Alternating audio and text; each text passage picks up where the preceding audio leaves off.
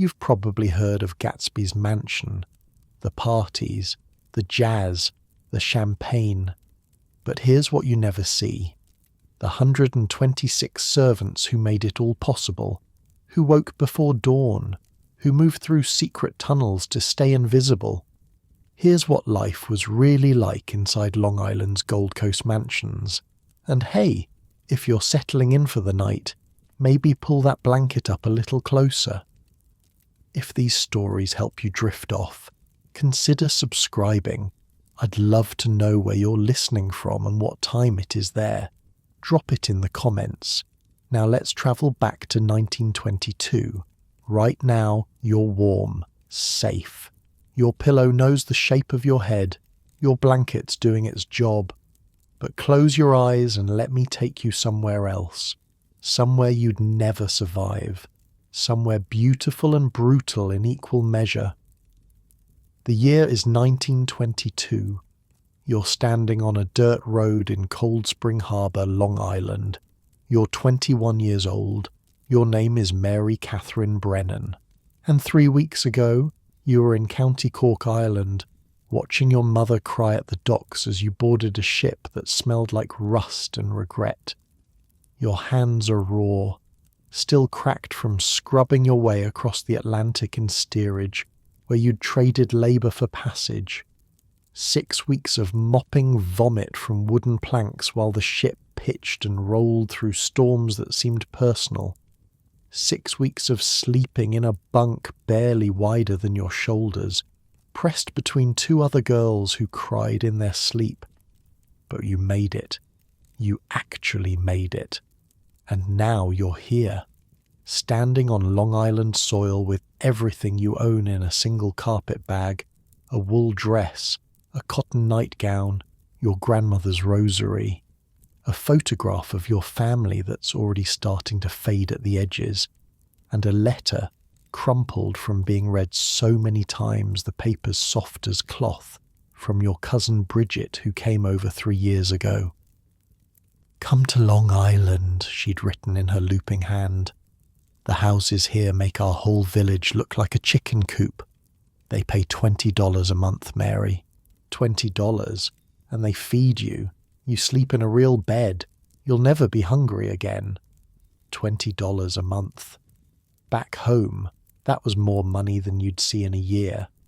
More than your father made breaking his back in the fields.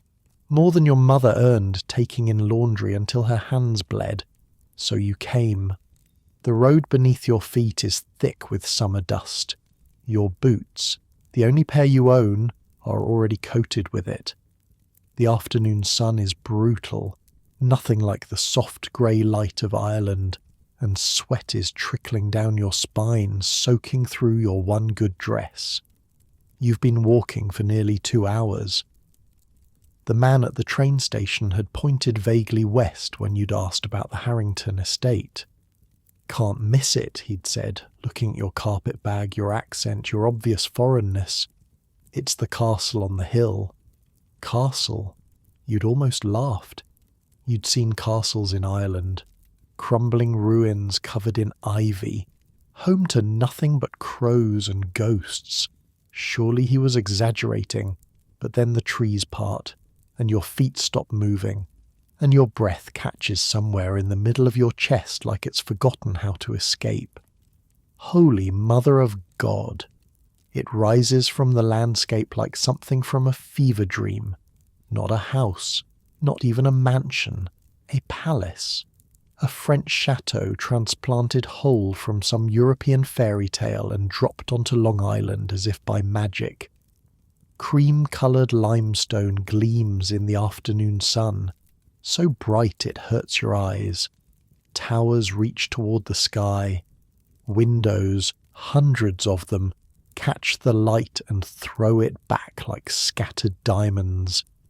The roofline is a fantasy of peaks and dormers and chimneys, stretching on until you lose count. You've never seen anything like it. You've never even imagined anything like it. In County Cork, the grandest building you'd ever entered was the church. Stone walls, wooden pews, a single stained glass window, that turned the light pink and gold on Sunday mornings. That church had seemed enormous to you then, a monument to something greater than yourself. This house could swallow that church whole, could swallow your entire village whole and still have room for Sunday dinner. The grounds sprawl in every direction. Formal gardens stretch before the main entrance. Geometric patterns of clipped hedges and gravel paths surrounding fountains that catch the sunlight. Beyond them, you can see rolling lawns, green as anything in Ireland, dotted with marble statues. A lake glimmers in the distance.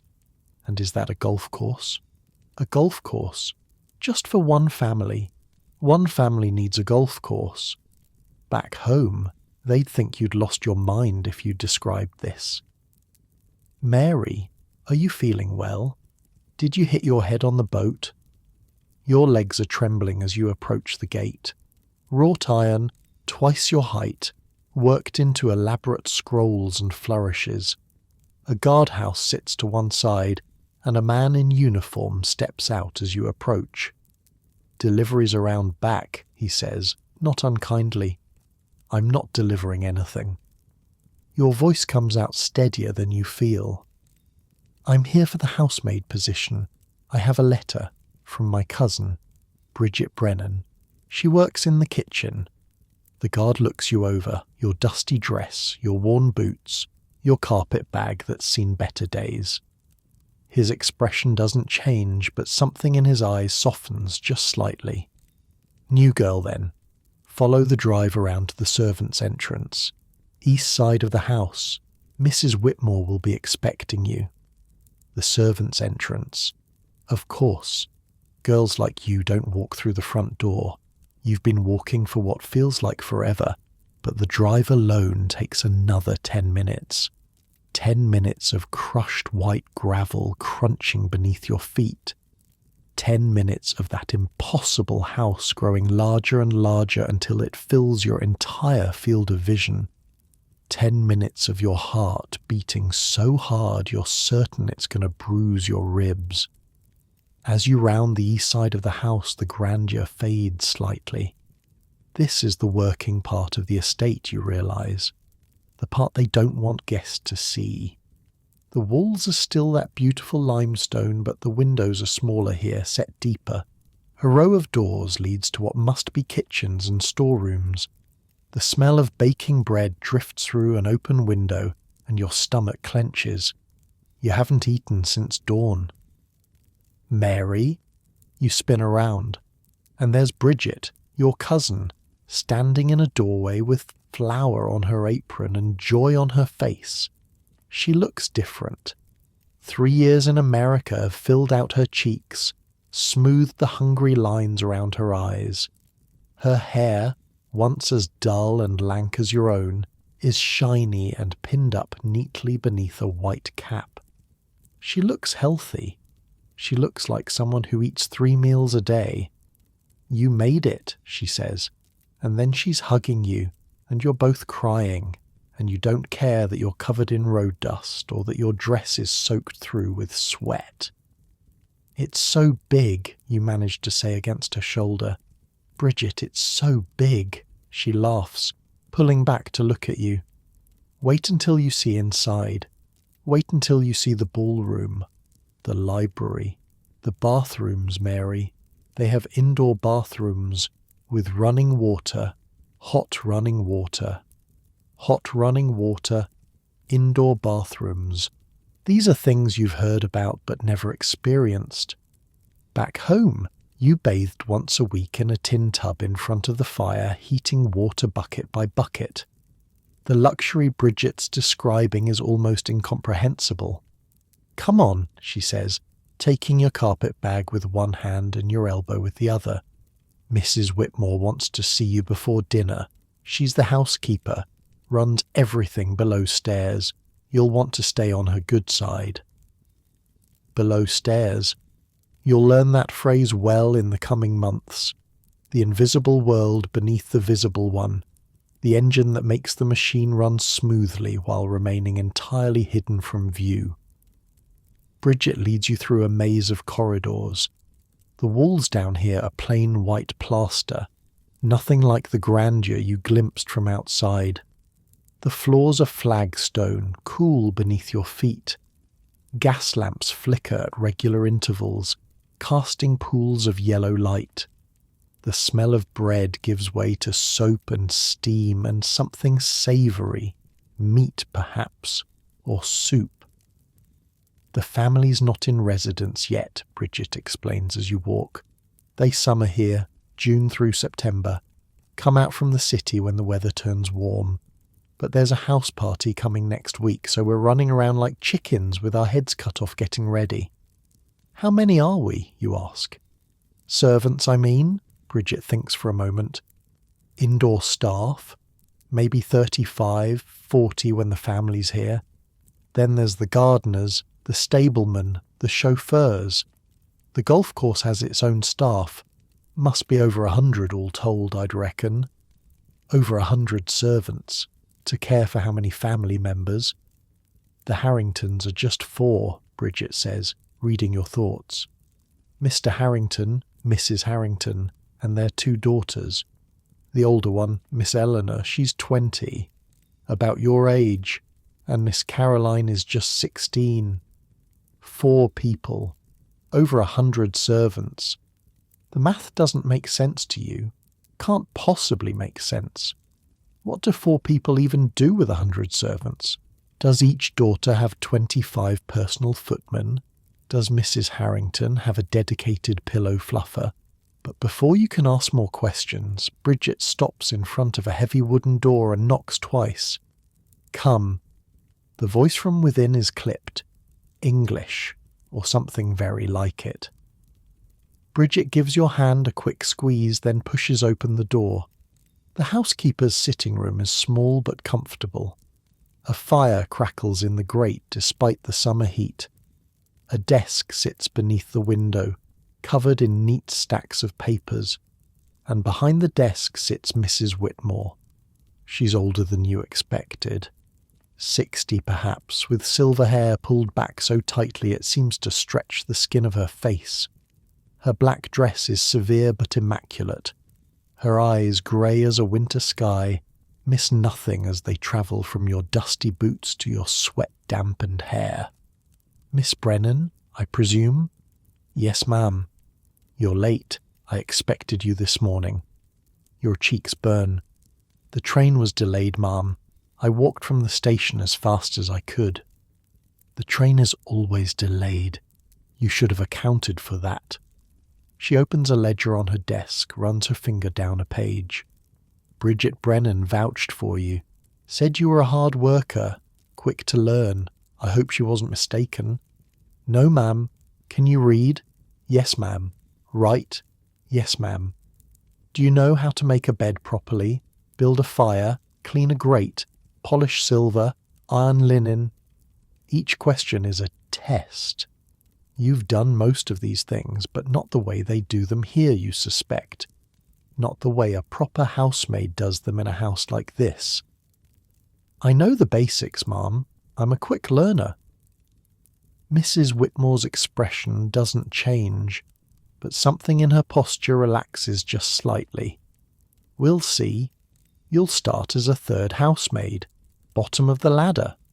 Your duties will include cleaning the family bedrooms, making beds, emptying chamber pots, carrying water, and assisting the upper housemaids with whatever tasks they assign.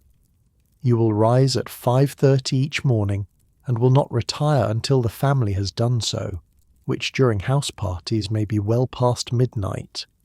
5:30 in the morning until past midnight. 18 hours, 19 hours, every day. You will receive $20 per month, payable on the 1st. Room and board are included. You're permitted 1 half-day off per week and 1 full Sunday per month, provided your duties are complete. You will wear the uniform provided.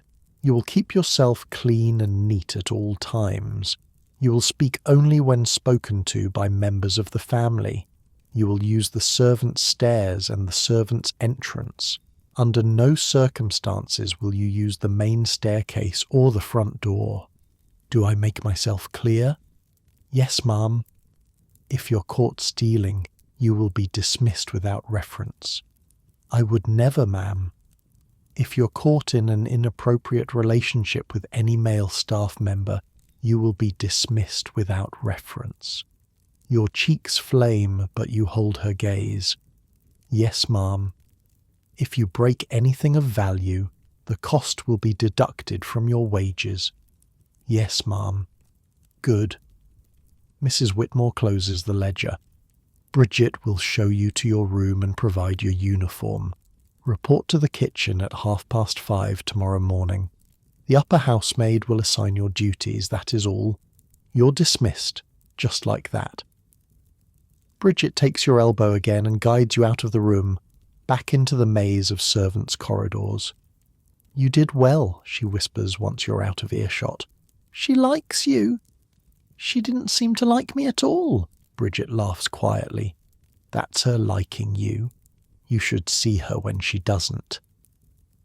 The servants' quarters are on the top floor of the house. Top floor, in a house this size, means climbing what feels like 100 stairs, each step echoing in the narrow stairwell. By the time you reach the landing, your legs are burning. Men's quarters are on the other side of the house, Bridget explains, strictly separate.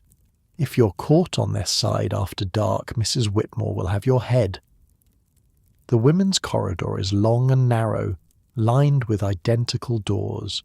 Small windows at each end let in thin slices of late afternoon light. The walls are whitewashed, the floors bare wood. It's clean but sparse, institutional. Nothing like the grandeur below. Bridget stops at the third door from the end. Home sweet home. You'll be sharing with Annie and Ruth. Annie's a second housemaid, been here 2 years. Ruth's a parlour maid, been here 6 months. They're good girls. They'll help you along. The room is small. 3 narrow beds arranged against the walls, leaving just enough space in the middle to stand. 3 small wardrobes. 1 window that looks out over the back gardens. A washstand with a chipped basin and a cracked mirror. But there's a bed. A real bed with an actual mattress and clean sheets and a pillow that's not made of straw. After 6 weeks in steerage, after 21 years of sleeping 3 to a bed with your sisters, this simple room looks like paradise. The bathroom's at the end of the hall, Bridget says. Indoor plumbing, just like I told you. Hot water comes up in the mornings and evenings, but you'll want to be quick. 30 girls share 2 bathrooms. She sets your carpet bag on the empty bed, the one nearest the window. I've got to get back to the kitchen. Dinner's in an hour, servants' hall. I'll come get you when it's time. Then she's gone, and you're alone. You sit on the bed, your bed. The mattress gives slightly beneath your weight, and you could cry at the simple comfort of it. Back home, you slept on a rope frame with a sack of straw that poked through the fabric and left scratches on your skin. Through the window you can see the gardens below. Even from up here, even at this angle, they're breathtaking. Roses and lilies and flowers you don't have names for, arranged in patterns too perfect to be natural. Gardeners move among the beds, clipping and pruning, keeping everything just so. Beyond the gardens, the lawn slopes down toward the water. Long Island Sound, you think, remembering your geography. The water catches the late afternoon sun and scatters it into a million golden fragments. A sailboat glides across the surface, so white against the blue it looks like something from a painting. This is where you live now, this impossible place where 4 people need 100 servants to survive, where the gardens are more manicured than any churchyard you've ever seen, where there's hot water and indoor plumbing and more food than you could eat in a lifetime. You think about your mother's face at the docks, the way she'd pressed a small wooden cross into your palm and whispered, Write to us, Mary Catherine. Tell us everything. What can you possibly write? How can you describe this place to people who've never seen anything grander than a country manor house? How can you explain that you live in a palace now, even if you live in the smallest room in the smallest corner of it? You lie back on the bed, just for a moment, just to rest your eyes. The mattress cradles you. The pillow sighs beneath your head. Outside you can hear birds singing in the gardens and the distant splash of a fountain, and somewhere, far off, the sound of a motor car on gravel. Tomorrow your new life begins. Tomorrow you'll wake at 5:30 and learn what it means to be invisible, to be part of the machinery that makes this impossible world run. But right now, for just this moment, you can close your eyes. You can breathe. You can feel, for the first time in months, something that might be hope. The train station seems a lifetime ago already. The ship, the hunger, the fear. County Cork, with its grey skies and empty cupboards, and your mother's tired face. All of it receding like a shoreline seen from a departing boat. You're in America now, in the land of opportunity, in a castle on a hill where the flowers bloom in patterns and the bathrooms have hot running water, and a girl like you can earn $20 whole a month just for making beds and carrying water. Is this what your grandmother prayed for all those years ago when she'd light candles in the church and whisper wishes for her grandchildren? Is this the American dream everyone talked about back home? You don't know yet. Can't know yet. But as you lie there on your new bed in your new room in this new world, listening to the birds and the fountains and the distant hum of a house coming to life, you let yourself believe that maybe, just maybe, everything is going to be all right. The summer light is fading now. Long shadows stretch across the gardens, turning gold to amber to rose. The sounds of the house are changing too. Footsteps in the corridor, voices from the kitchen, the clatter of pots and pans as dinner approaches. Soon Bridget will come to fetch you. Soon you'll sit down in the servants' hall and eat your first meal as a member of this household. Soon you'll meet Annie and Ruth, your new roommates, and the cook and the butler and all the others who keep this impossible place running. But for now, for just these few more minutes, you can rest. The ceiling above you is plain white plaster, but through the window you can see the first stars beginning to appear. The same stars that shine over County Cork, over your mother's cottage, over the grave where your grandmother lies. You're so far from home, farther than you ever thought you'd be, but you made it. Against all odds, against every obstacle, you made it. And tomorrow, your real journey begins. Your eyes grow heavy. Your breathing slows. The sounds of the house fade into a gentle murmur, like waves on a distant shore. In the servants' quarters of one of the grandest houses in America, a girl from County Cork falls asleep. She doesn't know yet what's coming. The parties and the secrets, the romances and the heartbreaks, the crash that will bring it all tumbling down, the history she's about to live through. But you know, and you'll be there with her every step of the way. Welcome to Long Island's Gold Coast. Welcome to the world of the robber barons and their castles in the sky. Welcome to the invisible army that made the glamour possible. Welcome home. Someone is shaking your shoulder. Mary, Mary, wake up. Your eyes open to darkness. For a terrible moment you think you're back on the ship, back in steerage, back in that narrow bunk with the whole world pitching and rolling beneath you. But no, the bed isn't moving. The air doesn't smell like vomit and seawater, and the voice whispering your name has an American accent, not Irish. first bell rang 5 minutes ago. You need to get up. Now. You sit up so fast your head spins. The room is pitch black except for a single candle guttering on the washstand. 2 figures move in the darkness. Your roommates, Annie and Ruth. You'd met them briefly last night, too exhausted to remember much beyond their names and the way they'd laughed at your accent. What time is it? 5:30. You've got 15 minutes to wash and dress before Mrs. Whitmore does inspection. 15 minutes. You slept through the first bell on your very first morning. Your feet hit the cold floor and you're moving before your brain catches up. The washstand, the basin. The water is ice cold and you gasp as you splash it on your face, but there's no time to heat it. No time for anything. Annie is already dressed, buttoning her uniform with practice fingers. She's small and dark-haired, with a sharp face and quick eyes. Your uniform's in the wardrobe. Black dress, white apron, white cap. Make sure your hair's pinned up proper. Mrs. Whitmore checks. The uniform feels strange against your skin. Stiff cotton, starched so heavily it crackles when you move. The apron ties in the back, and your fingers fumble with the strings until Ruth takes pity on you and does it herself. You'll get faster, she says.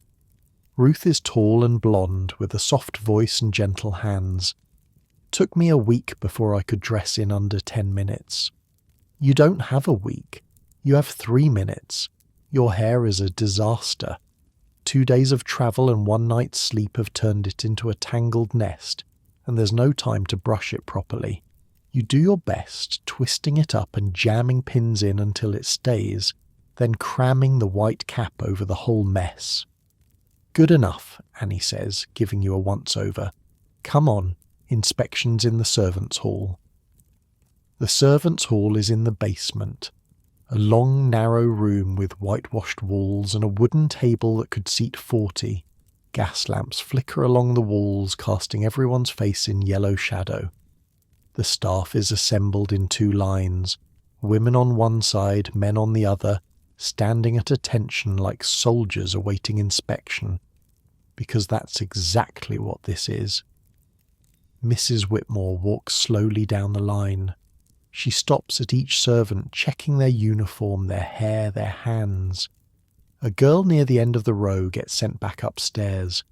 Fingernails not clean enough. A footman's collar isn't straight.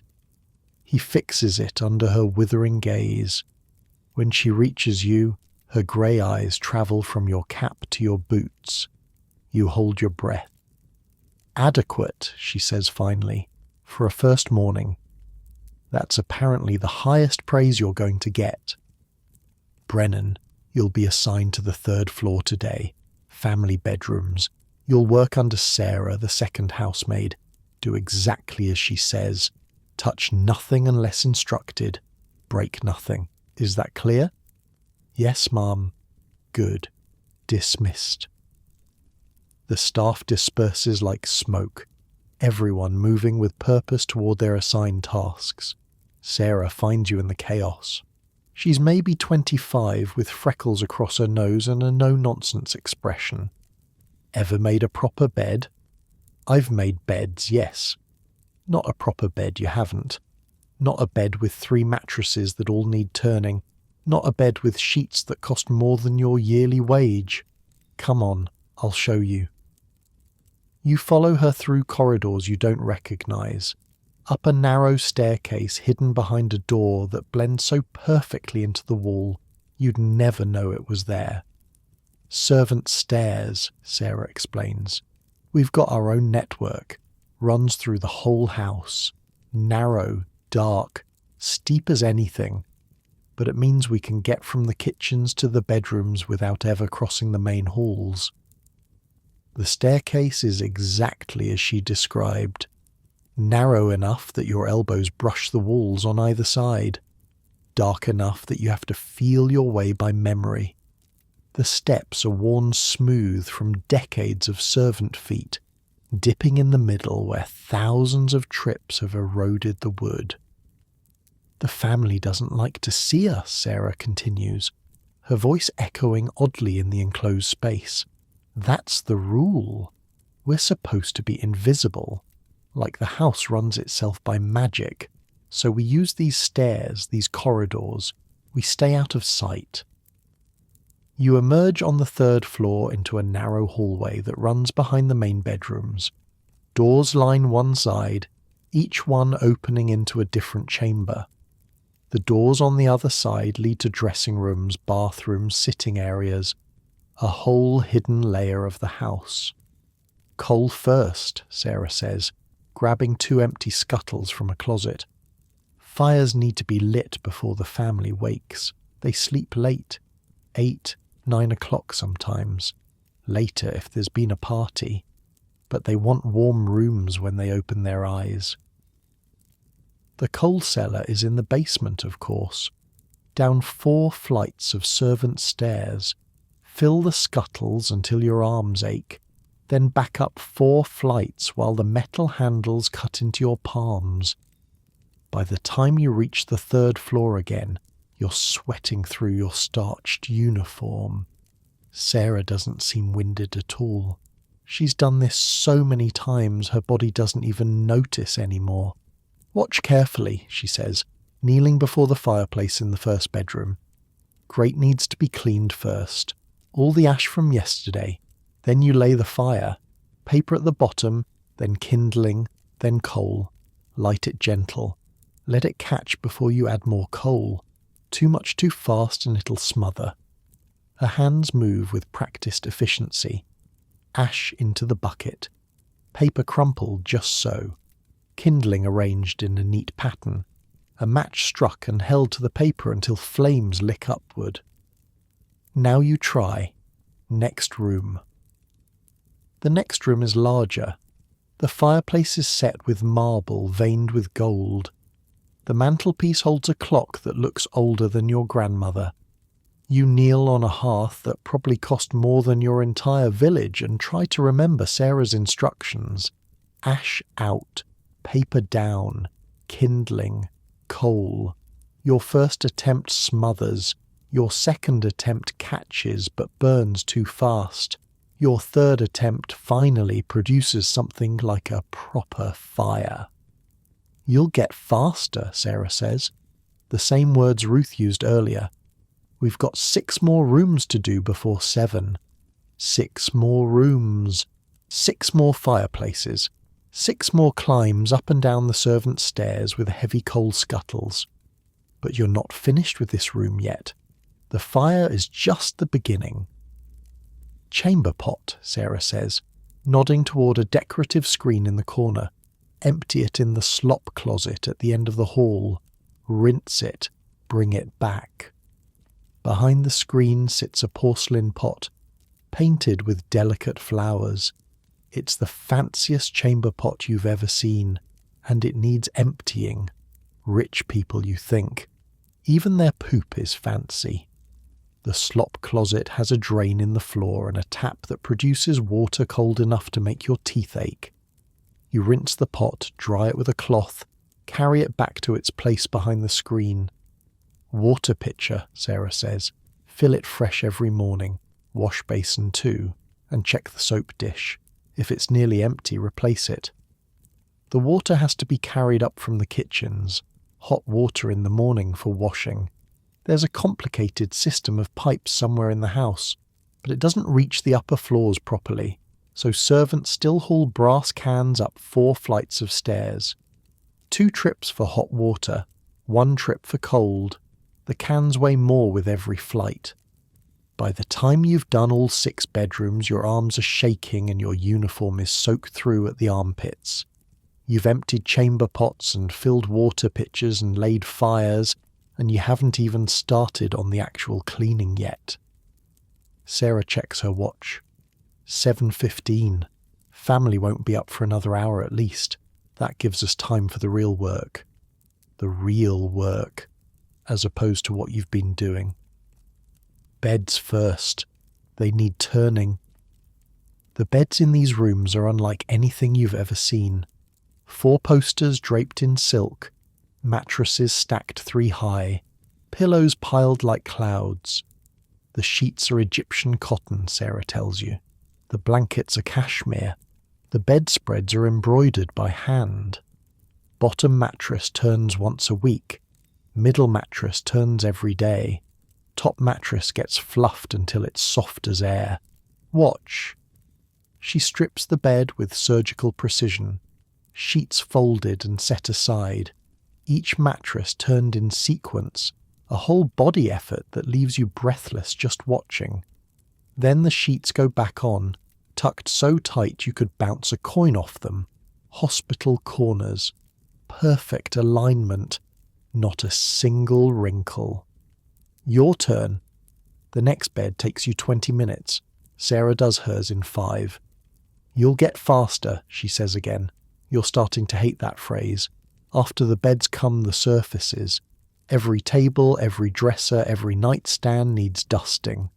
The furniture polish smells like lemons and something chemical.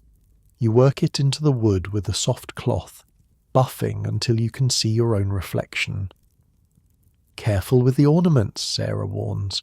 That vase is Ming Dynasty, probably worth more than we'll both earn in a lifetime. You hadn't even noticed the vase. It sits on a corner table, blue and white porcelain, so delicate it looks like it might shatter if you breathe on it. You dust around it without touching, terrified of even coming close. The morning stretches on. Dusting becomes sweeping, becomes mopping. Curtains need straightening. Windows need checking for smudges. Mirrors need polishing until they gleam. And through all of it, you must remain invisible. Footsteps, Sarah hisses suddenly, grabbing your arm. Main corridor, come on. You duck through a door you hadn't noticed into a narrow passage that runs between the walls. Sarah presses a finger to her lips.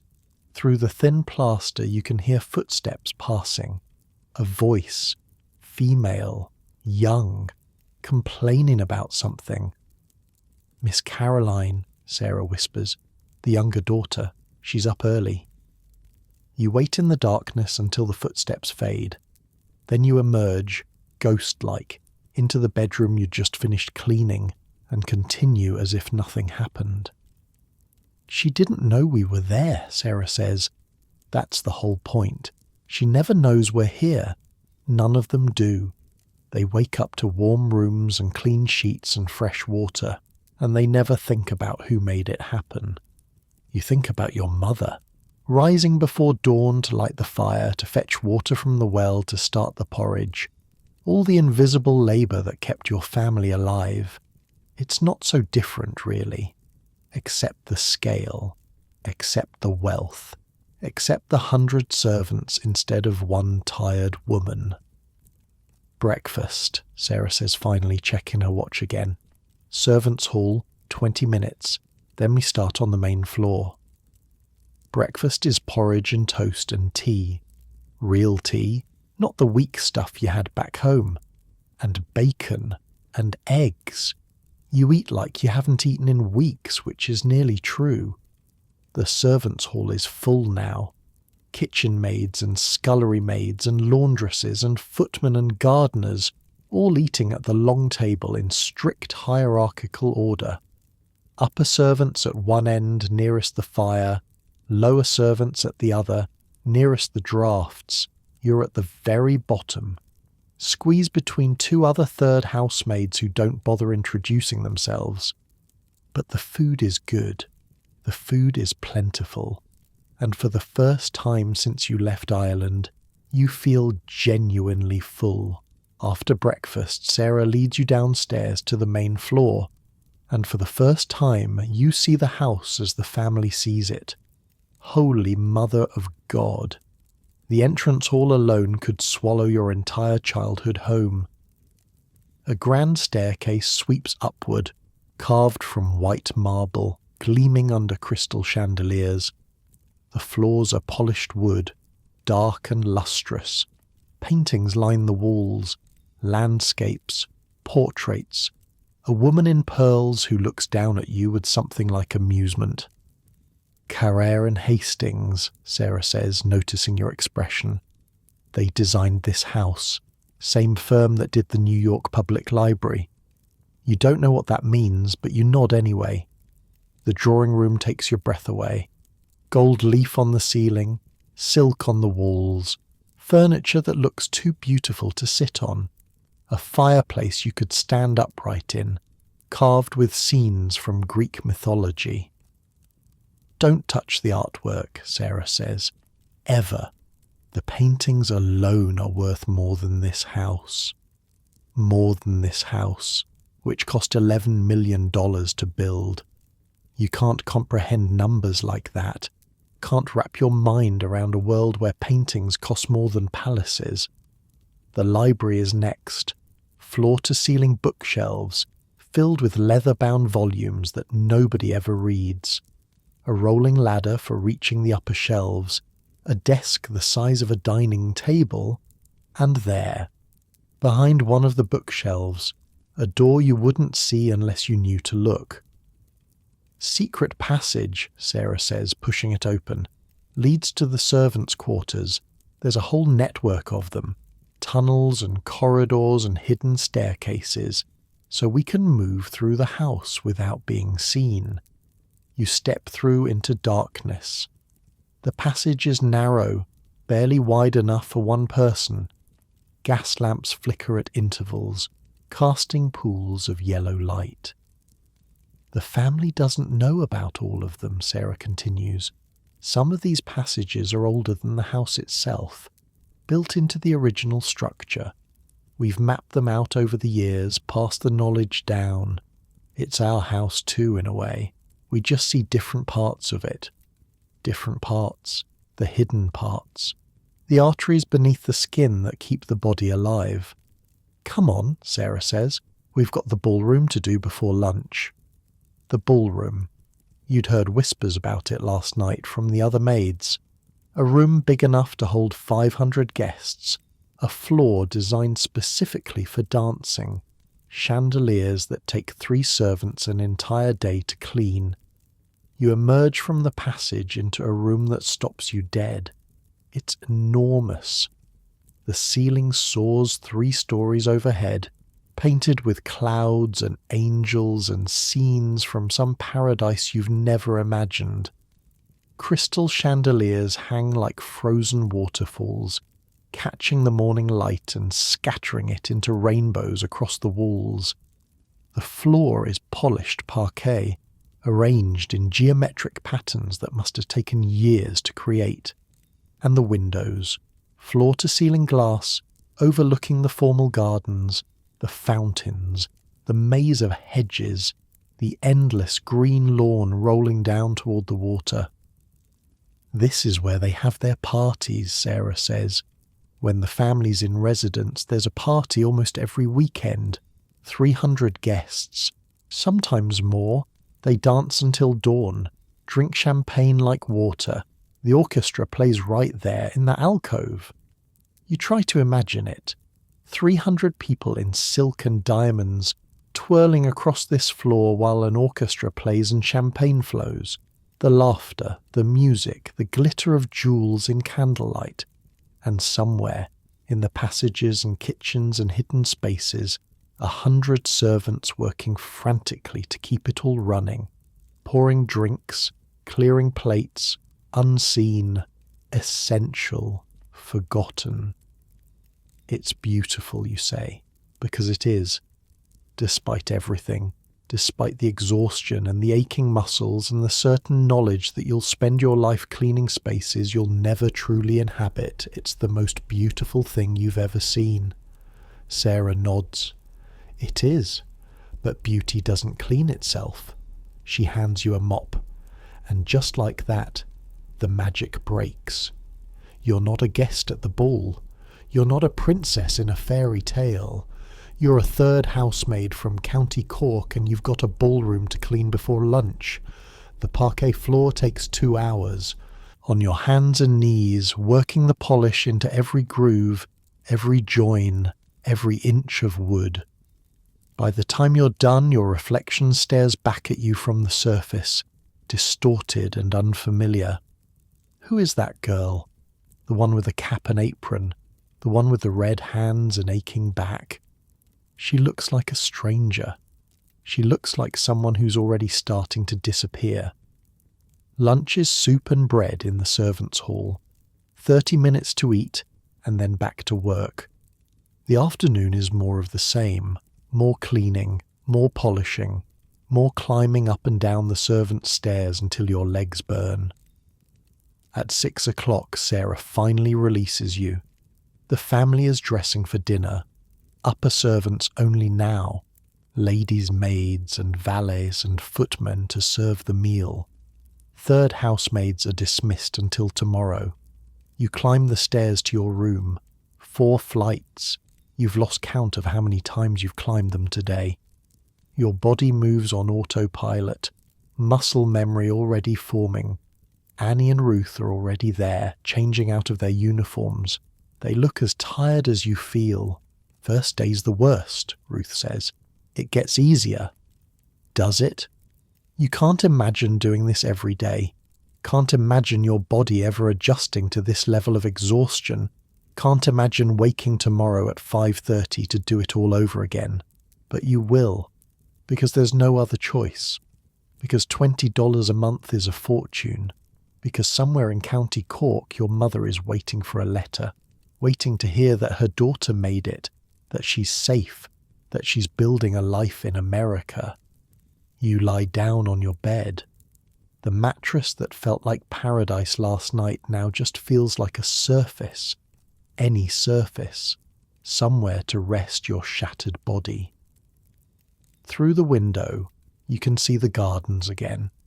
The last light of evening turning everything gold. Gardeners moving through the rose beds, even now, even at this hour. The work never stops. In the distance you can hear music, a piano, playing something soft and melancholy. One of the daughters, practicing perhaps. The sound drifts up through the secret passages and hidden corridors, finding its way to the servants' quarters like a ghost. You close your eyes. Tomorrow you'll do it all again, and the day after, and the day after that. But tonight, for just a few hours, you can rest. The piano plays on. The evening deepens, and somewhere in the castle on the hill, 100 servants are putting the house to bed, preparing it for another day of unseen labour. You sleep. 2 weeks pass. Your hands stop bleeding. That sounds dramatic, but it's the truth.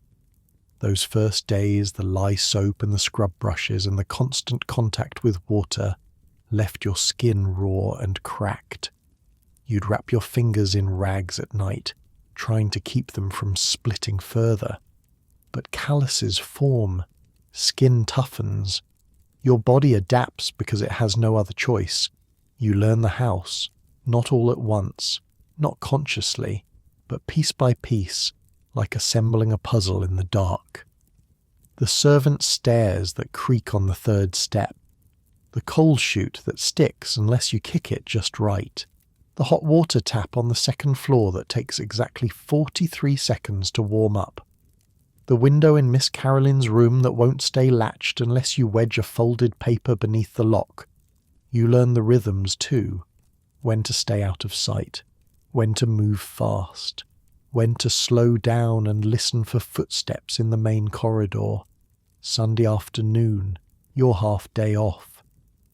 You're sitting in the servants' hall with Bridget, writing a letter to your mother while the rain drums against the basement windows. Tell her about the gardens, Bridget suggests. She's knitting something, a sock maybe, her needles clicking in steady rhythm. She'd like that, the roses and all. You've been staring at the blank page for 10 minutes. How do you describe this place to someone who's never seen anything like it? Dear Mother, you write finally, I am well. The house is very grand. The understatement of the century. The gardens here are beautiful. There are roses of every colour, pink and red and yellow and white. A man named Olmsted designed them, they say. His father did Central Park in New York City. You pause. Your mother has never seen New York City, has never seen a park larger than the patch of green behind the church. The comparison means nothing to her, but you continue anyway. The family has not arrived yet. We are preparing for a house party next week.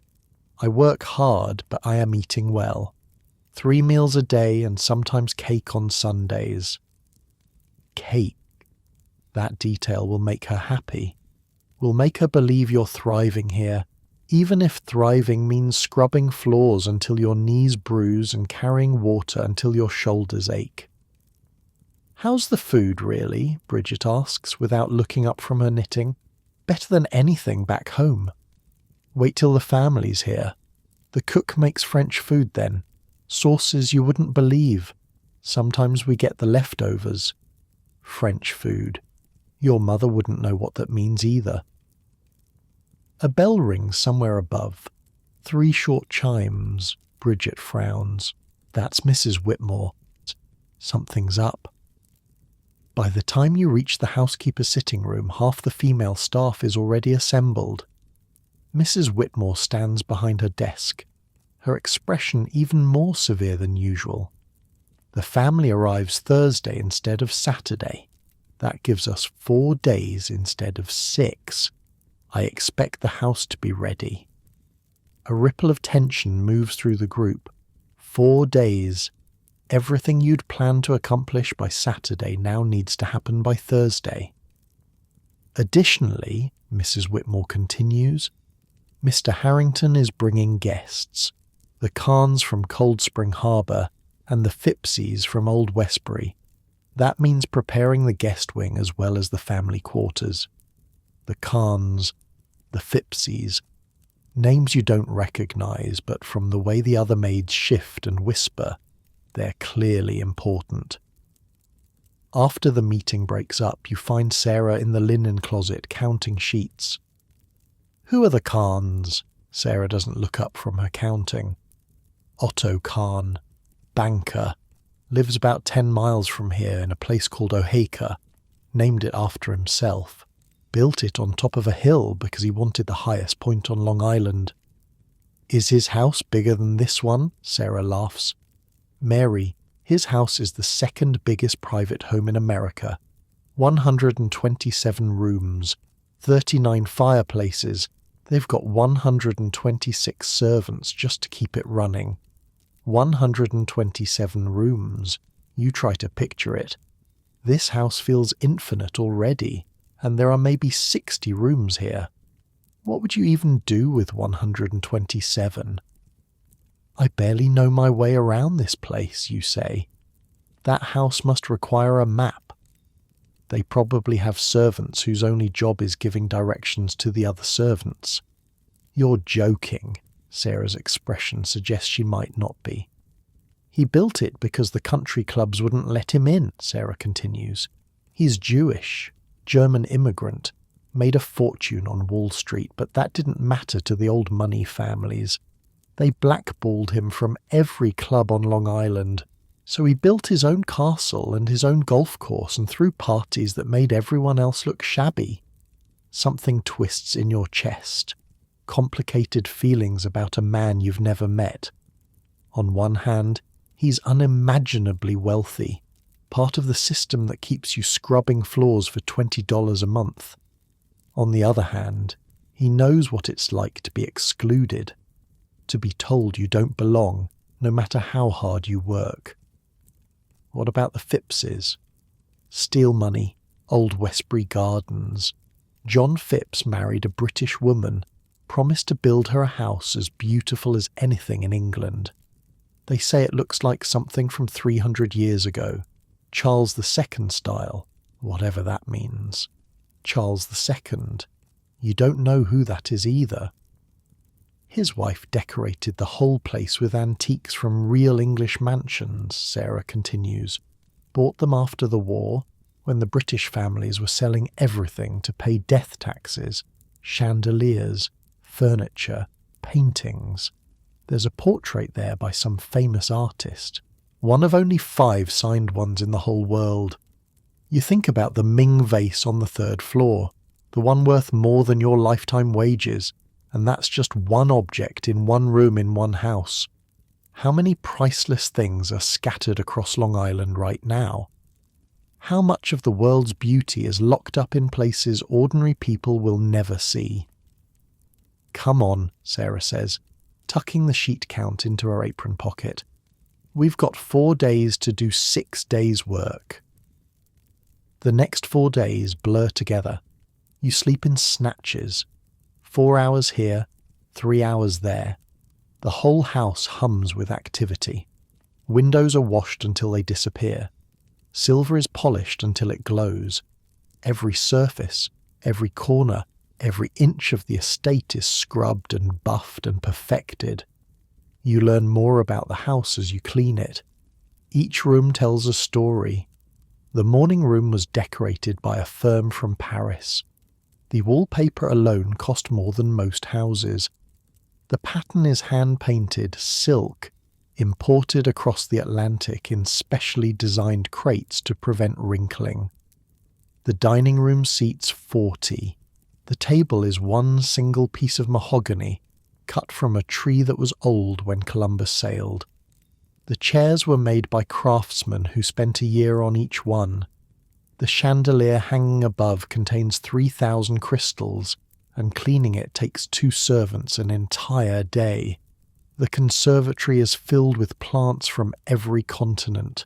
Orchids from South America, ferns from New Zealand, orange trees from Spain that produce actual fruit in the middle of a Long Island winter. A team of gardeners does nothing but tend to this one room. And the bathrooms, 7 of them on the family floor alone. Porcelain tubs deep enough to submerge yourself completely. Gold fixtures, hot water that flows from the tap without anyone having to carry it. Back home, you bathed once a week in a tin tub in front of the fire. Here, Miss Carolyn takes 3 baths a day during summer. Thursday morning arrives grey and drizzly. The whole staff assembles at the servants' entrance to welcome the family lined up by rank. Butler first, then housekeeper, then upper servants, then lower servants. You're near the back, between 2 kitchen maids who smell like onions. A motor car appears at the end of the drive, then another, then 3 more. The first car stops. A footman opens the door, and you see them for the first time. Mr. Harrington is tall and silver-haired, with the kind of posture that suggests he's never bent to pick up anything in his life. His suit probably costs more than you'll earn in a year, maybe 5 years. Mrs. Harrington is elegant in that careful way. Rich women are elegant. Every hair in place, every accessory chosen with precision. She wears pearls that catch even the grey morning light and throw it back in soft gleams, and then the daughters. Miss Eleanor is 20, the same age as you, but she looks nothing like you. Her skin is smooth and pale. Her hands are soft, unmarked by labour. She moves through the world like it was built specifically to accommodate her, because in many ways it was. Miss Caroline is 16, with her mother's colouring and her father's height.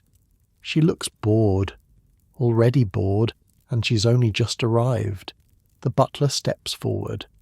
Mr. Jennings, a tall man with a face like carved stone who has spoken exactly 3 sentences to you since you arrived. "Welcome home, sir, madam. We trust your journey was pleasant." "Tolerable," Mr. Harrington says. He doesn't look at the servants, doesn't acknowledge the 100 people assembled to greet him. His eyes are on the house, scanning the facade for imperfections. "The Kahns arrive tomorrow morning," Mrs. Harrington says to no one in particular. "And the Phippses for dinner. Make sure the menus are finalised." "Already done, madam," Mr. Jennings replies, and then they're gone, sweeping past the assembled staff like water past stones. The daughters trail behind, Miss Eleanor pausing briefly to adjust her glove. Miss Caroline yawning without covering her mouth. None of them look at you. Of course they don't. You're furniture. You're part of the house itself. No more worthy of attention than the door frame or the gravel drive. The staff disperses. Back to work. Always back to work. By evening the house has transformed. Fires crackle in every room. Fresh flowers arrange themselves on every surface, courtesy of the gardeners who've been cutting and arranging since dawn. The kitchens are in controlled chaos, preparing dinner for 4 plus the staff. You're assigned to turn down the beds. It's an evening duty, something Sarah taught you last week. Enter the bedrooms, close the curtains, light the lamps, pull back the covers at precisely the right angle, place the warming pan between the sheets if the night is cool, leave everything perfect and undisturbed.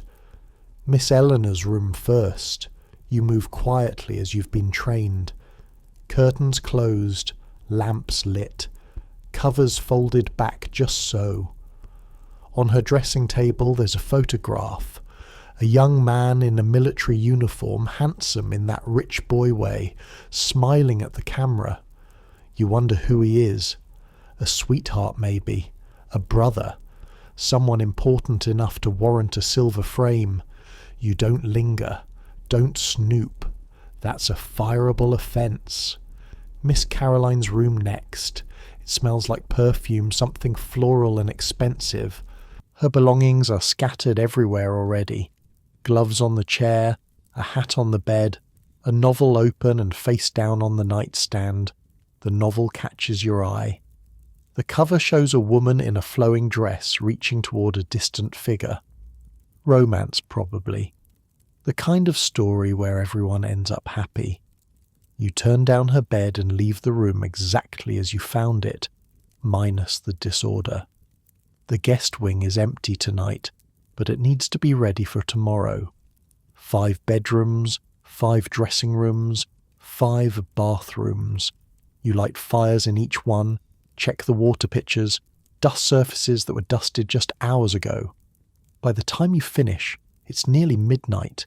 Your feet throb, your back aches, your eyes are gritty with exhaustion.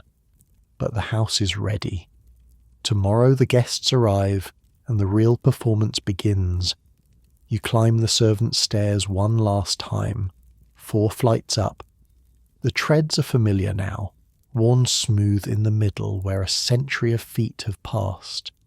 Your body knows each step, each turn, each landing. Annie and Ruth are already asleep when you reach the room. Their breathing is slow and even, the sound of women who've learned to fall unconscious the moment their heads touch the pillow. You change out of your uniform in the dark. Your nightgown is thin cotton, worn soft from washing. You bought it in Ireland 3 years ago, when you still thought you'd marry Michael Sullivan from the next farm over and spend your life in County Cork. Michael Sullivan. You haven't thought about him in weeks. He probably hasn't thought about you at all. Your bed welcomes you like an old friend. The mattress knows your shape now. The pillow has learned the curve of your neck. These small comforts matter more than you'd ever imagined they could. Through the window, you can see lights burning in the main house. The family is still awake, probably in the drawing room, probably drinking something expensive, probably talking about things you'll never understand. What do rich people talk about when no one's listening? Do they worry about money, about the future, about anything at all? You'll never know. You're not meant to know. You're meant to make beds and carry water and disappear. But sometimes, late at night, you wonder, what would it be like to live in the house instead of beneath it? To wear silk instead of cotton? To have someone else light your fires and carry your water and fold back your sheets? Would you be happier? Would you be kinder? Would you even notice the people who made your life possible? You don't know, can't know. It's too far outside your experience to imagine, but you fall asleep thinking about it anyway, dreaming about a life that was never meant to be yours. The rain has stopped, the clouds are breaking up, and somewhere, far below, the kitchen staff is already starting preparations for tomorrow's breakfast. The machine never stops. You sleep while you can. But even in sleep you're learning. Your dreams are full of corridors now, secret passages that twist and turn through impossible spaces, rooms that shift and change when you're not looking, staircases that go up and up forever, your legs burning, your arms heavy with coal scuttles that never empty. You dream about the butler, Mr. Jennings. In your dream, he's explaining the hierarchy of the house, the same way he explained it to you last week in the servants' hall. Everyone has their place, Dream Jennings says, his stone face never moving. The butler and housekeeper sit at the head of the servants' table, upper servants on one side, lower servants on the other. We do not mix, we do not forget our stations. Upper servants, that's the butler, the housekeeper, the cook, the ladies' maids, the valets. They have their own sitting room, their own dining room sometimes. They dress better, eat better, speak better. Some of them have been in service their whole lives, trained from childhood in great houses across England or Germany or France. Lower servants, that's everyone else. Housemaids, kitchen maids, scullery maids, laundresses, hall boys, the people who do the hard physical work while the upper servants supervise. And then there are the outdoor staff, gardeners and stablemen and chauffeurs. They have their own hierarchy, their own rules, their own separate world. In your dream, Mr. Jennings walks you through the servants' quarters, shows you the butler's pantry where the silver is kept in locked cases, shows you the wine cellar where bottles older than your grandmother wait in dusty rows, shows you the gun room, the flower room, the lamp room, the boot room. So many rooms, so many functions. Every aspect of the family's life requires its own dedicated space, its own dedicated servants. The family has 4 members, Dream Jennings says. We have over 100 staff. That is a ratio of 25 servants per family member. Think about that, Miss Brennan. 25 people dedicated to making one person's life comfortable.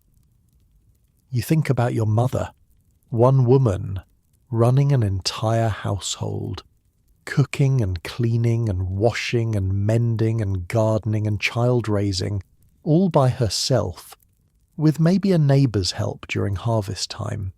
Here, they have a servant just to clean the lamps, another servant just to polish the boots, another servant whose only job is arranging flowers. Is it necessary, you ask in the dream? All of this? Dream Jennings looks at you with something like pity. Necessary? No. Nothing about this life is necessary. But that's not the point. The point is the appearance of necessity. The illusion that all this splendour simply happens naturally, that these people deserve the luxury they enjoy. We create that illusion. We make the impossible look effortless. You wake before dawn, the dream still clinging to you like cobwebs. The real Mr. Jennings has never said anything like that to you, has barely said anything to you at all. Upper servants don't fraternise with third housemaids from County Cork. But the dream felt true anyway. You lie there in the darkness, listening to Annie and Ruth breathe, thinking about illusions. Back home, everyone knew how hard your mother worked. Every neighbour, every relative, every person who passed through your village could see the labour written on her body. The stooped shoulders, the rough hands, the lines around her eyes that came too early.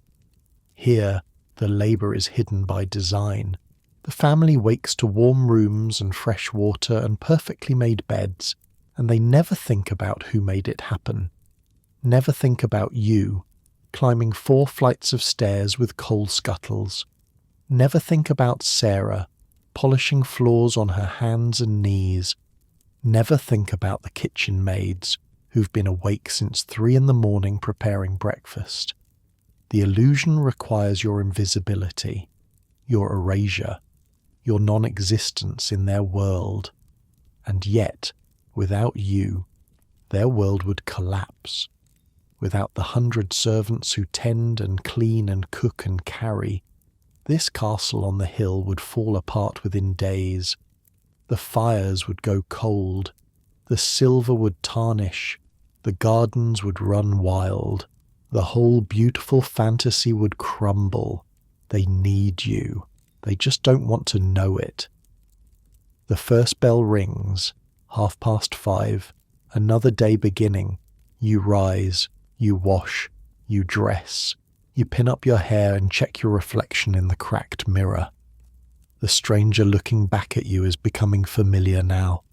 The sharp cheekbones from eating regular meals, the clearer skin from sleeping indoors, the calloused hands that no longer hurt. You're changing. The house is changing you. Is that a good thing?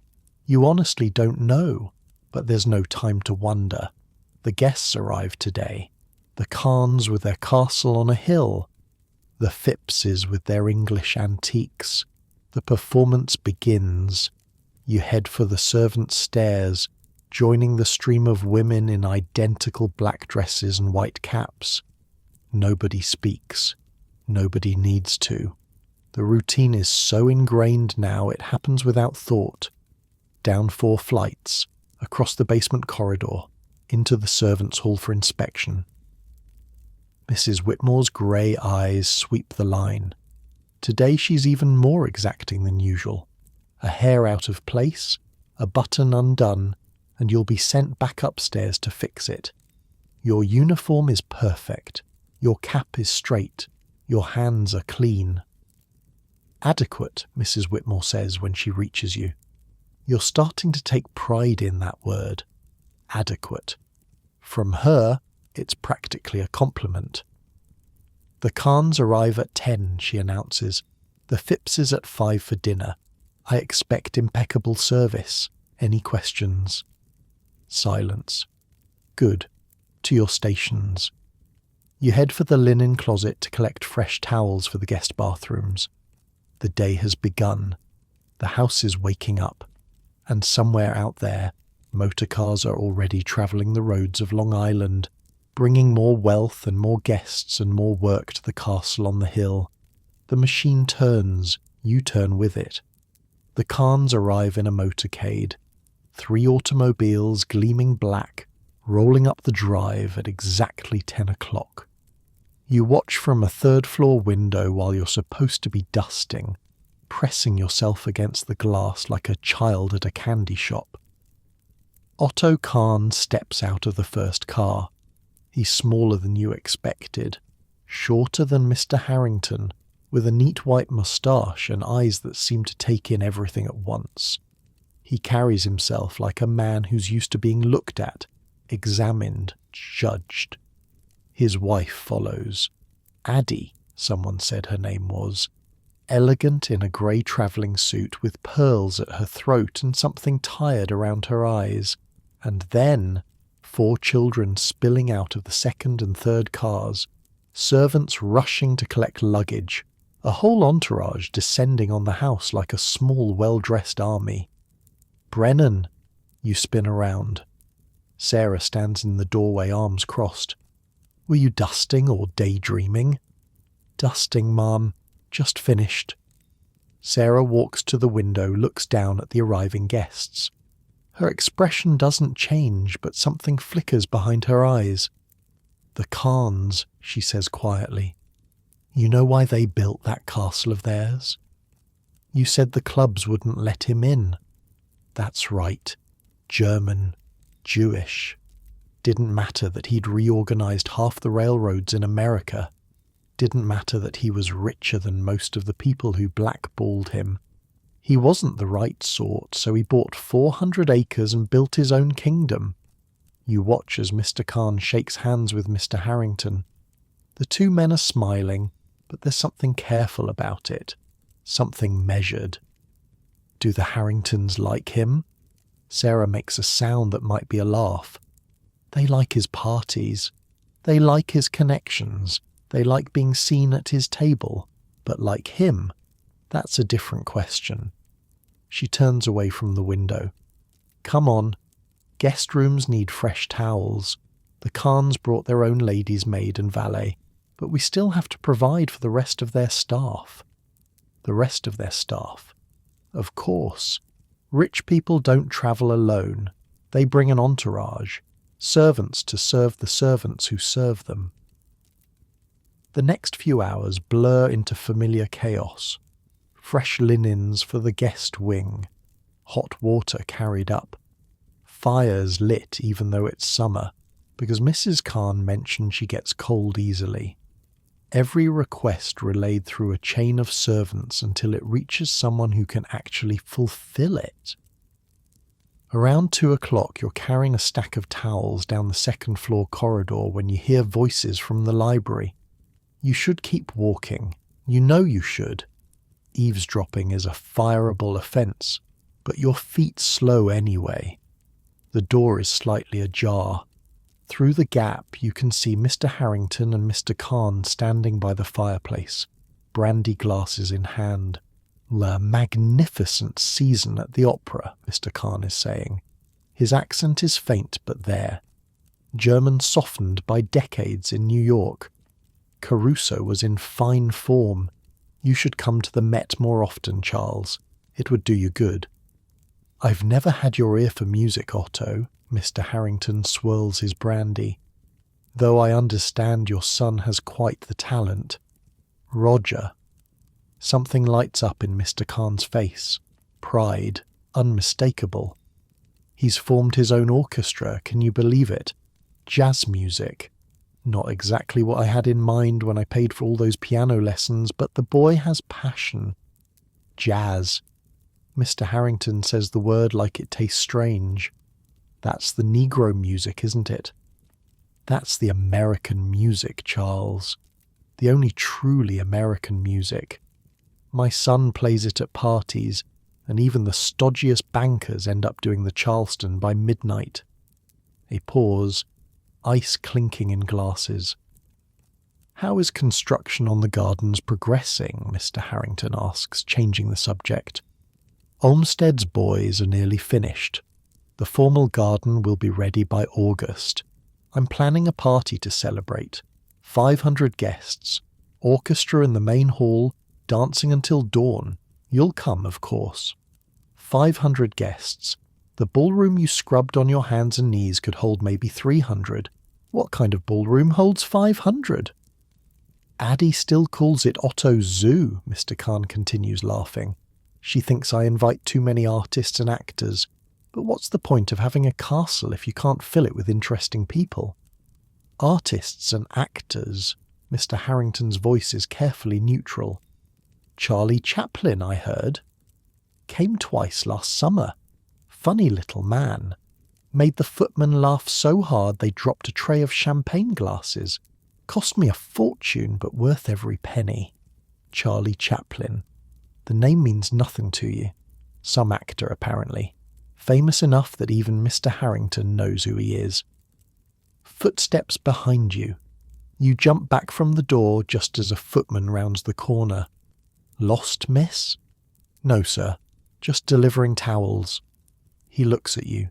Looks at the slightly open door. His expression doesn't change. Best be quick about it, then. You hurry away, heart pounding. Did he know you were listening? Will he report you to Mrs. Whitmore? But the afternoon passes without incident. Either he didn't notice or he didn't care. Servants overhear things all the time. It's impossible not to, living in the walls of these houses. The smart ones pretend they're deaf. The Phippses arrive at 5, just as Sarah predicted. John Phipps is tall and thin, with the look of a man who's never worried about anything in his life. His wife Margarita is British, and you can hear it in every syllable. Her accent makes the Harringtons sound almost common by comparison. "Darling," she says to Mrs. Harrington, offering her cheek for a kiss. "The drive was absolute murder. These American roads. I don't know how you stand it." "We manage," Mrs. Harrington replies, and something passes between them. Some private joke or private war? Impossible to tell. The Phipps children are older than the Harrington girls. 2 sons in their 20s, already married, already starting dynasties of their own. They've brought their wives, elegant women who look at Miss Eleanor with something like pity. 20 and unmarried.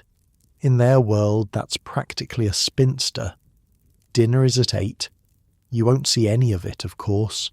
3rd housemaids don't serve at table. That's footman's work and upper servants' work, and the kind of precise choreography that takes years to master.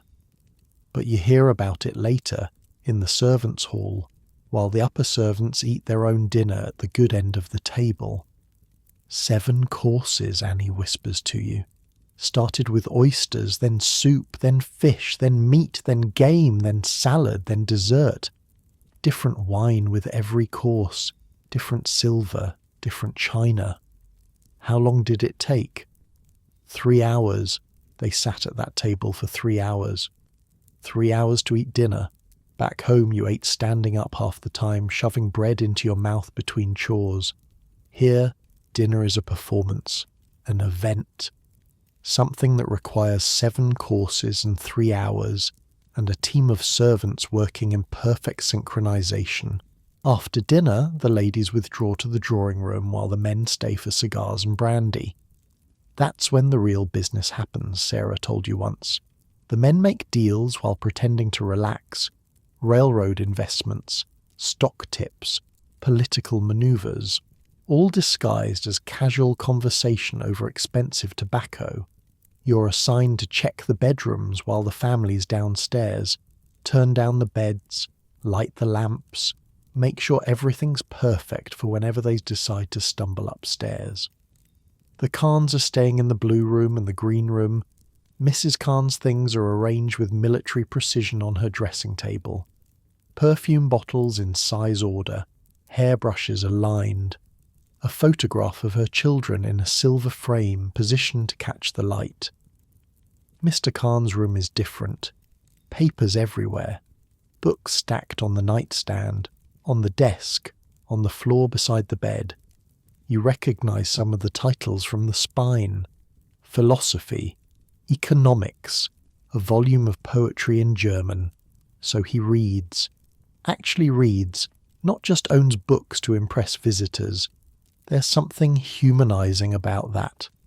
Something that makes him less like a character from a story and more like a person. You turn down his bed, careful not to disturb the papers, light the lamp, check the water pitcher. On his desk there's a letter, half written. You shouldn't look. You really shouldn't. But your eyes catch a phrase anyway. They will never accept us no matter how much we give. But perhaps that's not the point. Perhaps the point is to build something beautiful anyway, something that will outlast their prejudice. You look away, feel something complicated twist in your chest. He knows. Of course he knows. He built a castle on a hill and filled it with artists and actors, and threw the biggest parties Long Island has ever seen, and he knows none of it will ever be enough. The old money families will take his champagne and dance in his ballroom and still look down on him for being born on the wrong side of some line they drew before he was even born. You think about your own unmarked lines, Irish, Catholic, servant, the things that mark you as lesser in this world, no matter how hard you work. At least you and Otto Kahn have that much in common. The Phipps rooms are on the other side of the guest wing. Margarita Phipps has brought what looks like half of England with her. trunks and hat boxes and garment bags and a jewellery case that probably contains more wealth than your whole village. Her lady's maid is British too, a sharp-faced woman named Collins who looks at you like you're something stuck to her shoe. The mistress requires her bed warmed, Collins says. See to it. Yes, ma'am. You fetch the warming pan from the closet, fill it with hot coals from the fireplace, and run it between the sheets until the chill is gone.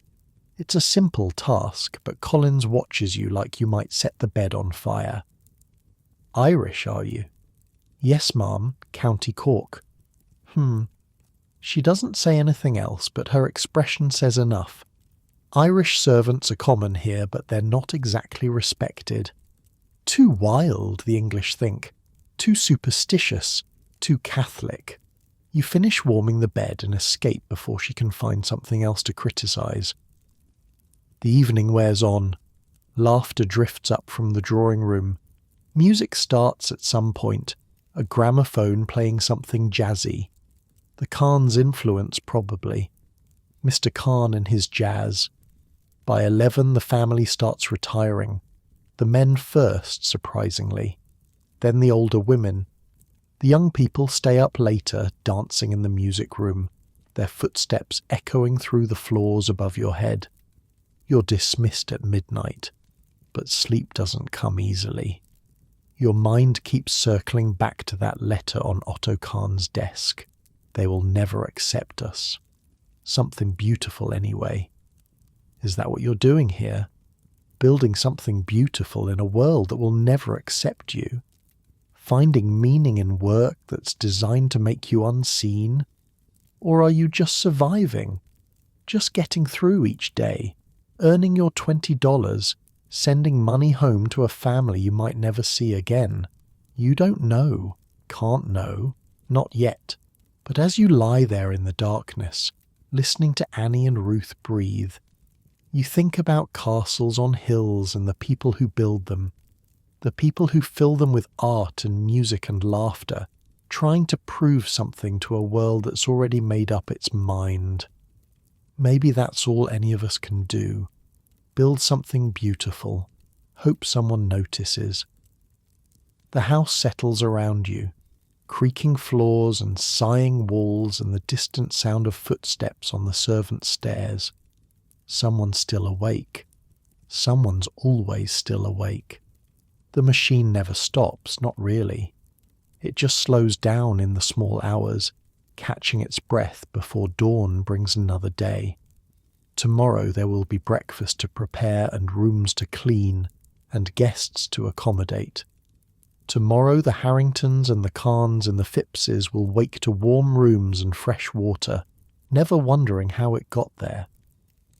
But tonight, for just a moment, you let yourself wonder about them, about the loneliness of building castles, about the weight of pearls and the prison of privilege. They have everything you'll never have, but maybe in some small way they're trapped too. The thought doesn't comfort you exactly, but it makes the world feel a little less divided, a little more human. You close your eyes. The letter stays with you as you drift towards sleep. Something beautiful anyway. Yes, maybe that's the point. The wind picks up outside, rattling the window in its frame. A storm coming maybe, or just the Long Island Sound, breathing in and out like something alive. You sleep. And somewhere below, in a castle on a hill, the last dancers finally stop their spinning and head upstairs to beds that are already warm, sheets already turned, lamps already lit. They don't know your name, will never know your name. But you're the reason their world works, and for now, that has to be enough. In your dreams, you're back in County Cork. Your mother is showing you how to set a table, the way she does for Sunday dinner when the priest comes. 2 plates, 2 forks, 2 knives. Simple, clean, poor but dignified. This is how we do things, Dream Mother says. We make the best of what we have. Then the table stretches, grows, expands until it fills the whole world. Plates multiply like magic. 7 courses, 20 courses, 100 courses. Footmen appear from nowhere, carrying silver trays piled with food you've never seen. This is how they do things, Dream Mother says, and she sounds so far away now. They make the best of what they have too. They just have more. You wake to the sound of rain on the window. Grey light. Early morning. The household already stirring below. Annie is sitting on her bed, brushing her hair. Storm came through around 4, she says. Knocked down a tree in the west garden. The gardeners are going mad. A tree down. More work for someone. More problems to solve before the family notices. What time is it? 5:30. Bell will ring soon. You get up, wash, dress. The routine is automatic now. Your body knows what to do without your mind getting involved. Downstairs, the servants' hall is buzzing with quiet tension. The storm has disrupted everything. Water got into the conservatory through a cracked window. The driveway is flooded in places, and the luncheon planned for the terrace will have to move indoors. Brennan, Mrs. Whitmore says, finding you in the chaos. You're on conservatory duty today. Help the gardeners clean up the water damage. The conservatory is worse than Annie described. Inches of water on the floor. Orchids knocked over. A palm tree, ancient and imported from somewhere tropical, lying on its side like a fallen soldier.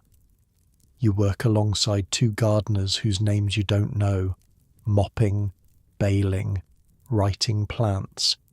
The water is cold and your uniform is soaked within minutes, but there's no time to change.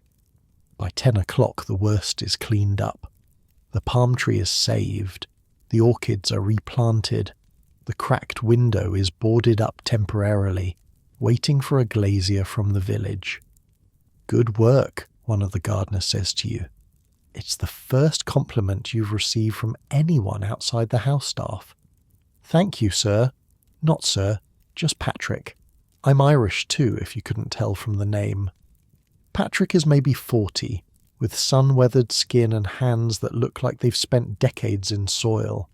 He's been at this estate for 15 years, he tells you while you're wringing out mops. Started as a hall boy. Hated being indoors. Asked to transfer to the gardens and never looked back. Do you like it better? Outside? He considers the question seriously. I like growing things, seeing something start as a seed and turn into something beautiful. That's satisfying in a way that polishing silver never was. But you're still a servant. Still a servant, he agrees. But out here I can pretend I'm not. The gardens don't know who owns them. They just grow. The gardens don't know who owns them. You think about that as you finish cleaning the conservatory. The roses don't care about social hierarchies. The hedges don't understand old money and new money. They just exist. They just bloom. Maybe there's a kind of freedom in that. A small freedom, but real.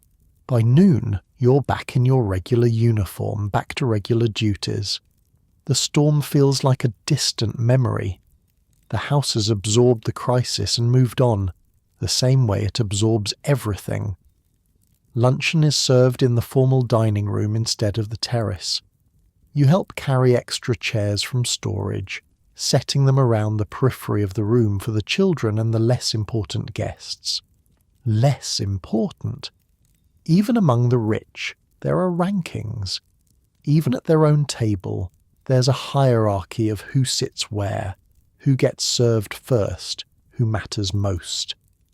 Through the door, you catch glimpses of the meal. Soup in bowls so thin you can see light through them. Fish on beds of something green and leafy. Conversation that rises and falls like music. Mrs. Khan is telling a story about Paris, something about a sculptor she met at a salon. He was absolutely penniless, she says, but his work was extraordinary. Otto bought 3 pieces on the spot. Always collecting, Mr. Harrington says. Artists, musicians, actors. Quite the zoo, as your wife says. There's something pointed in his tone, something that makes the table go quiet for just a moment. I collect what interests me, Charles. Mr. Khan's voice is mild, but you can hear the steel underneath. That's the privilege of building your own fortune. You get to decide what matters. Building your own fortune, as opposed to inheriting it. The difference matters here in ways you're only beginning to understand. Old money looks down on new money. New money resents old money. And everyone looks down on the people who have no money at all. It's a ladder with no top and no bottom. Just rungs upon rungs upon rungs. Everyone climbing, everyone watching the person above and the person below. Where do you fit? At the bottom, obviously. So far down you're practically underground. But at least from down here, you can see the whole structure. See how absurd it is, how fragile.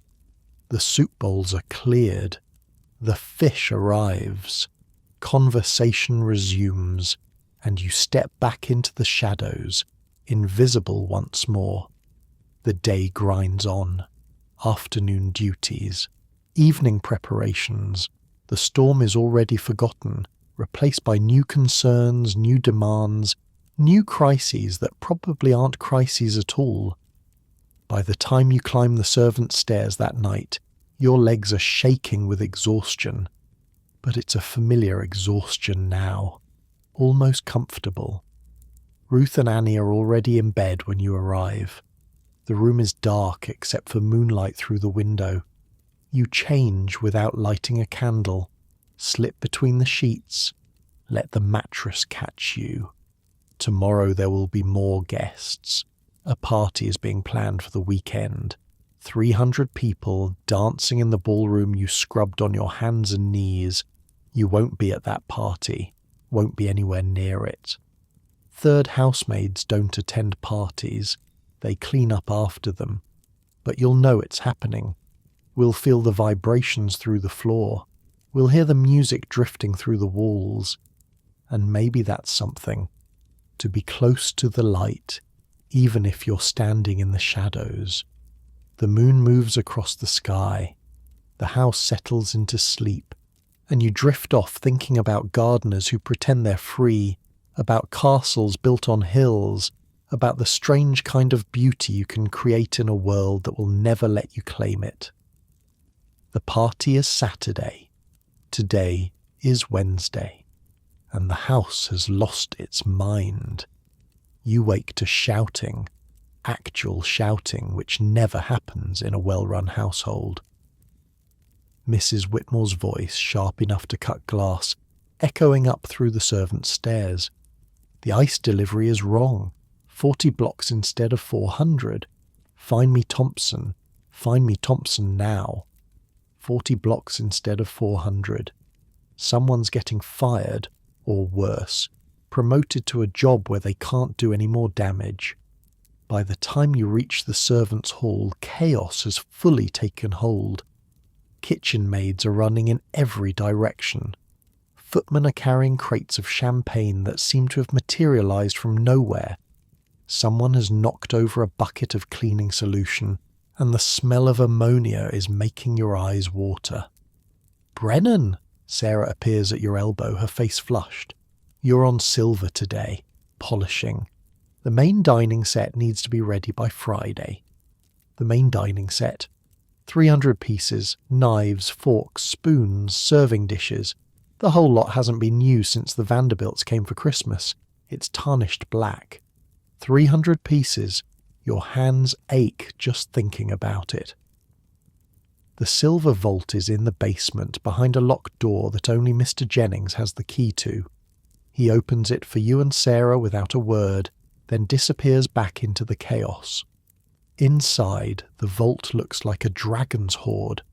Silver everywhere, stacked on shelves from floor to ceiling. Candlesticks and platters and tureens and things you don't even have names for. All of it dark with tarnish. layered with years of neglect. "Start with the flatware," Sarah says, handing you a jar of polish and a soft cloth. "Work from dullest to shiniest. Don't miss the tines of the forks," Mrs. Whitmore checks. You sit on a wooden stool and begin. The polish smells like rotten eggs. It stains your fingers grey within minutes. But there's something meditative about the work. Take a knife, apply polish, rub in circles, wipe clean. Watch the silver emerge from the darkness like something being born. One knife becomes 10, 10 becomes 50. Your arm burns, your fingers cramp. But the pile of shining silver grows, and there's satisfaction in that. Sarah works beside you in silence. She's faster than you'll ever be, her hands moving with the efficiency of long practice. But even she pauses sometimes, flexing her fingers, wincing at some invisible pain. "How many parties have you done?" you ask her. "Lost count. Dozens, maybe. The Harringtons throw one almost every weekend during season, but this one's different." "How?" 300 guests. Usually it's maybe 100, 150. This is something else. Mrs. Harrington is trying to outdo the Carnes, if you ask me. Outdo the Carnes, who throw parties for 500 guests in a ballroom with 39 fireplaces. The competition among rich people to prove they're the richest seems exhausting. "What happens at these parties?" Sarah shrugs. "Dancing mostly, drinking. The men talk business on the terrace while the women gossip in the drawing room. Sometimes there's entertainment. Last summer they brought in a man from the city who did magic tricks, made a dove appear from Mrs. Phipps's handbag. And we just stay hidden? That's the job. We work before, during and after, setting up, serving, cleaning up, but they never see us, never know we're there. Never know we're there. The motto of the Gold Coast servant. By noon, you finish the flatware. Your fingers are raw despite the polish. But there are still the serving dishes to do, the candelabras, the centrepiece, an enormous silver swan that must weigh 30 pounds. Bridget brings you lunch in the vault, soup and bread and a sympathetic look. "I heard you were on silver. My condolences. How's the kitchen?" "War zone." She shakes her head. Chef Henri is threatening to quit. Says he can't possibly prepare a 7-course meal for 300 with only 5 assistants. Mrs. Whitmore told him he'd manage perfectly well at the Waldorf with 3. It did not go over well. Chef Henri. You've seen him once or twice, a small French man with a temper the size of the Atlantic. He was poached from the Waldorf Astoria 2 years ago, Bridget told you. Cost the Harringtons a fortune. But apparently having a famous chef is part of the game. Is he actually any good, you ask? His sauces could make a boiled shoe taste like heaven. His personality could curdle cream from across the room. Welcome to working with geniuses. What's the menu? Bridget recites from memory. Oysters. Rockefeller to start. Then turtle soup. Then sole meunière. Then lamb with mint sauce. Then squab with wild rice. Then a salad with 3 kinds of cheese. Then baked Alaska for dessert. 7 courses, different wine with each, and that's before the champagne for dancing. Oysters, Rockefeller. Turtle soup. Squab. Words you've heard but never tasted. Words that represent a kind of eating you can't even imagine. What do we get? Whatever's left over, if there's anything left over. She squeezes your shoulder and heads back to the kitchen. You pick up the polish again. The afternoon wears on. More silver emerges from the darkness. Your reflection stares back at you from a dozen polished surfaces, distorted and strange. Around 4 o'clock the florists arrive. 3 vans worth of them, unloading roses and lilies and hothouse orchids by the armful. The conservatory becomes their staging ground, and the smell drifts through the whole house, sweet and heavy and almost overwhelming. 2,000 flowers, Annie tells you later, when you're finally released from the silver vault. They're making centerpieces for every table, and garlands for the staircase, and something called a floral arch for the entrance hall. 2,000 flowers for one night, for one party. The cost of it would feed your whole village for a year.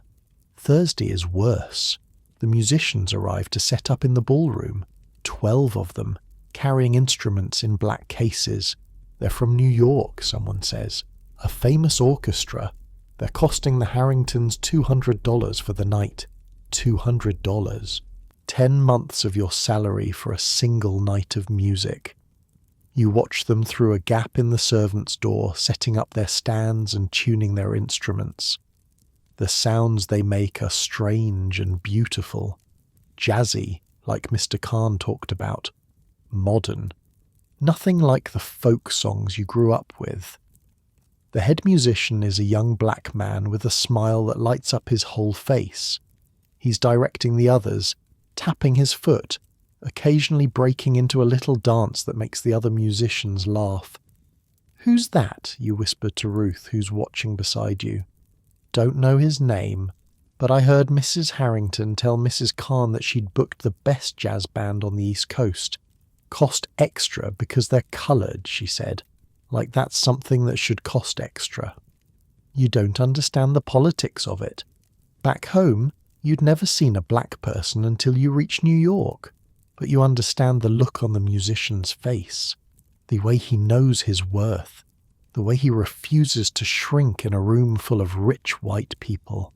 That takes a kind of courage you're not sure you possess. The tent arrives Friday morning, an actual tent, silk and striped, to be erected on the back lawn for overflow guests. It takes 12 men 4 hours to raise it, and when it's finished, it looks like something from a fairy tale, a palace of fabric and light. Inside, workers are laying a portable dance floor, stringing lanterns, arranging tables and chairs, creating an entire world that will exist for one night and then vanish.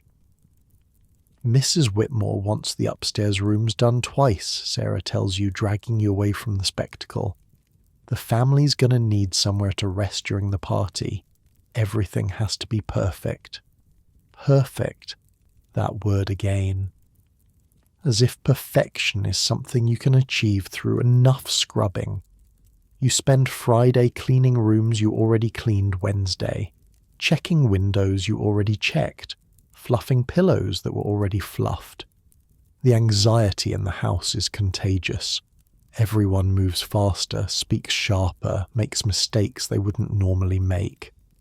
A footman drops a tray of glasses. Mrs. Whitmore nearly has a stroke. Chef Henri actually does quit briefly, but is talked back by Mr. Jennings and the promise of a bonus.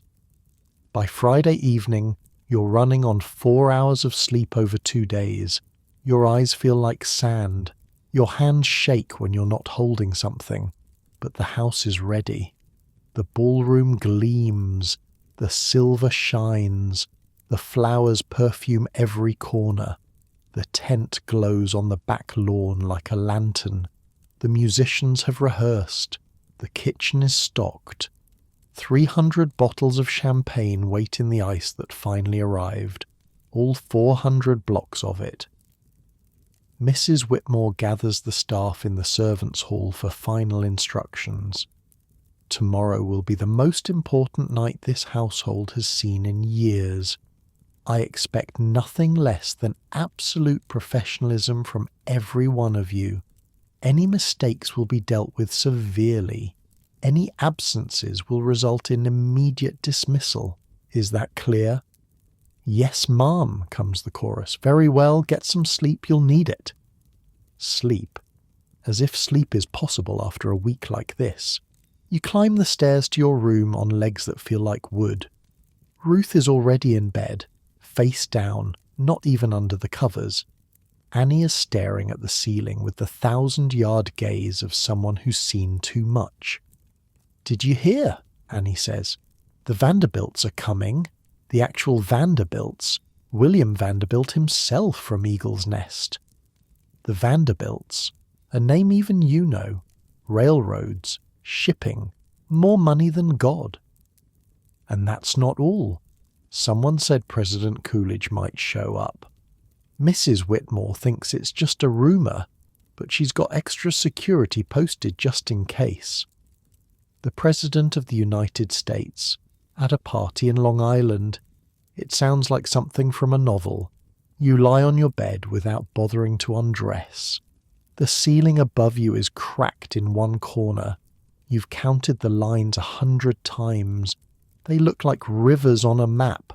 Tomorrow, 300 of the richest people in America will dance beneath crystal chandeliers and drink champagne that costs more than your yearly wage. They'll eat 7 courses prepared by a French chef and listen to the best jazz band on the East Coast. And you'll be there, unseen, essential, forgotten. The thought should make you angry. Maybe it does, somewhere deep down. But mostly you're just tired. Too tired for anger. Too tired for anything but the slow slide toward unconsciousness. Outside, the night is warm. You can smell the flowers from here, even through the closed window. 2,000 blooms, breathing their sweetness into the darkness. Tomorrow, everything happens tomorrow. You close your eyes, and despite everything, despite the exhaustion and the ache in muscles and the nervous flutter in your chest, you feel something that might be excitement. You've never seen a party like this. Never even imagined one. Back home, a party was a fiddle and some poutine in someone's barn. Dancing until your feet hurt and then dancing some more. This will be something else entirely. Something you'll tell your grandchildren about if you ever have grandchildren. The night the Vanderbilts came. The night the president might have showed up. The night 300 of the richest people in the world danced in a house you helped prepare. You won't be at the party, but you'll be there. And maybe that's something. Maybe that's enough. The house settles around you, quieter than it's been all week, catching its breath before the storm. Tomorrow the machine kicks into its highest gear. Tonight you rest. Your breathing slows. Your muscles unclench. The tension of the week begins to drain away, leaving only a kind of empty peace. In the ballroom, the chandeliers hang ready. In the kitchen, the ovens are prepped. In the garden, the tent waits like a silk dream. Everything is ready. Everything except you. But you'll be ready by morning. You always are. Because that's what servants do. They endure. They adapt. They become whatever the moment requires. And tomorrow, the moment requires a miracle. You'll be part of that miracle. A small part. A hidden part. But still, a part. You sleep. And somewhere in the depths of the house, a clock strikes midnight, and Saturday begins. But sleep doesn't come easy. Your mind keeps turning over the details of the past week, cataloguing everything that could go wrong tomorrow. The ice could melt, the flowers could wilt, the souffle could collapse, a guest could get drunk and break something priceless, a servant could trip and spill champagne on a Vanderbilt. So many ways for disaster, so many fragile pieces that all have to work together. You think about Mrs. Whitmore, who hasn't slept more than 3 hours a night all week. About Mr. Jennings, who's been coordinating with the hired servers from the city, drilling them on proper form until they can recite the etiquette in their sleep. About Chef Henri, who threw a pot of sauce against the wall yesterday and then spent an hour cleaning it up himself, too proud to ask for help. You think about the musicians in their temporary quarters above the carriage house. Do they sleep well before a performance? Or do they lie awake like you, running through every possible mistake? The band leader, the one with the bright smile, He'd been practicing scales all afternoon, his trumpet notes drifting across the lawn like birdsong. There's a rumour going around the servants' quarters that he once played for the Prince of Wales. That royalty has danced to his music, and tomorrow you'll hear him play. Through the walls, through the floor, through the whole vibrating body of the house. You'll know every song he plays, even if you never see him perform. That's something, isn't it? You roll over. The pillow is warm from your body heat. Through the window you can see stars, clearer here than they ever were in County Cork somehow. Less coal smoke in the air. The same stars that shine over Ireland shine over Long Island. Your mother is probably asleep right now, in the cottage where you grew up. Or maybe she's awake too, thinking about you, wondering what your life looks like on the other side of the ocean. If she could see you now, if she could see this house, these gardens, this world you've somehow stumbled into, would she be proud? Horrified, some mixture of both? You don't know, can't know until you write her another letter, and there's been no time for letters this week, no time for anything except polishing silver and scrubbing floors and preparing for the spectacle to come. Tomorrow, you promise yourself, after the party, after everything's cleaned up and put away and the guests have gone home in their motor cars, you'll write to her. Tell her about the Kahns and the Phippses and the 2,000 flowers. Tell her about the jazz band and the silk tent and the 7-course dinner. She won't believe half of it. You barely believe it yourself. Your eyes are heavy now, finally heavy. The exhaustion catching up with you at last. You let go. And in that soft space between waking and sleeping, you see it all laid out before you like a vision. The ballroom lit up like a jewel box, the musicians playing, the guests swirling in their silks and diamonds, the champagne flowing, the laughter rising, and you in the shadows watching it all, part of the magic, even if no one ever knows.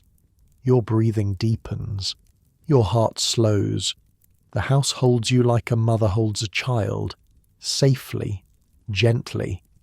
Tomorrow everything changes, but tonight you rest. The moon moves across the window, the stars wheel overhead, and in the servants' quarters of one of the grandest houses in America, a girl from County Cork dreams of dancing.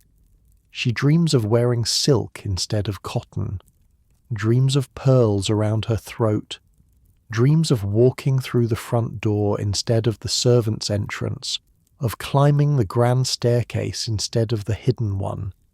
In her dream, the bandleader sees her across the room, smiles that bright smile, extends his hand. May I have this dance? And she takes it. And they spin across the floor together, past the Vanderbilts and the Kahns and the Harringtons, past Mrs. Whitmore and Mr. Jennings and everyone who's ever told her to stay out of sight. In the dream, she's seen. In the dream, she matters. And then the dream fades, as dreams do. And she sinks deeper into sleep, into that dark, peaceful place where nothing exists but rest. The clock ticks on, the party waits, and the night passes, minute by minute, hour by hour, carrying her gently toward the dawn. Saturday arrives like a held breath finally released. You're up before the bell, before the sun even, lying in your bed staring at the ceiling, listening to the house wake around you. Footsteps in the corridor, doors opening and closing, the distant clatter of pots in the kitchen, 4 floors below. Chef Henri never went to bed. Someone will tell you later. He spent the whole night preparing sauces, perfecting garnishes, turning food into art. You wash and dress in the dark, moving quietly so you don't wake Annie and Ruth. But they're already stirring. Everyone's already stirring. The whole house is electric with anticipation.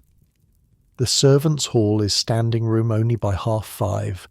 Every member of staff, indoor and outdoor, hired and permanent, crammed into the basement room for Mrs. Whitmore's final briefing. "Today is the day," she says, and her voice carries that particular weight that makes even the most seasoned servant stand straighter. "Everything we've worked for comes down to the next 16 hours. I expect excellence. I expect invisibility. I expect you to represent this household as if your lives depend on it." Because in a way, they do. A bad reference from the Harringtons would follow you forever. Would close doors before you even knew they existed. "Positions," Mrs. Whitmore says. "Now." The day begins.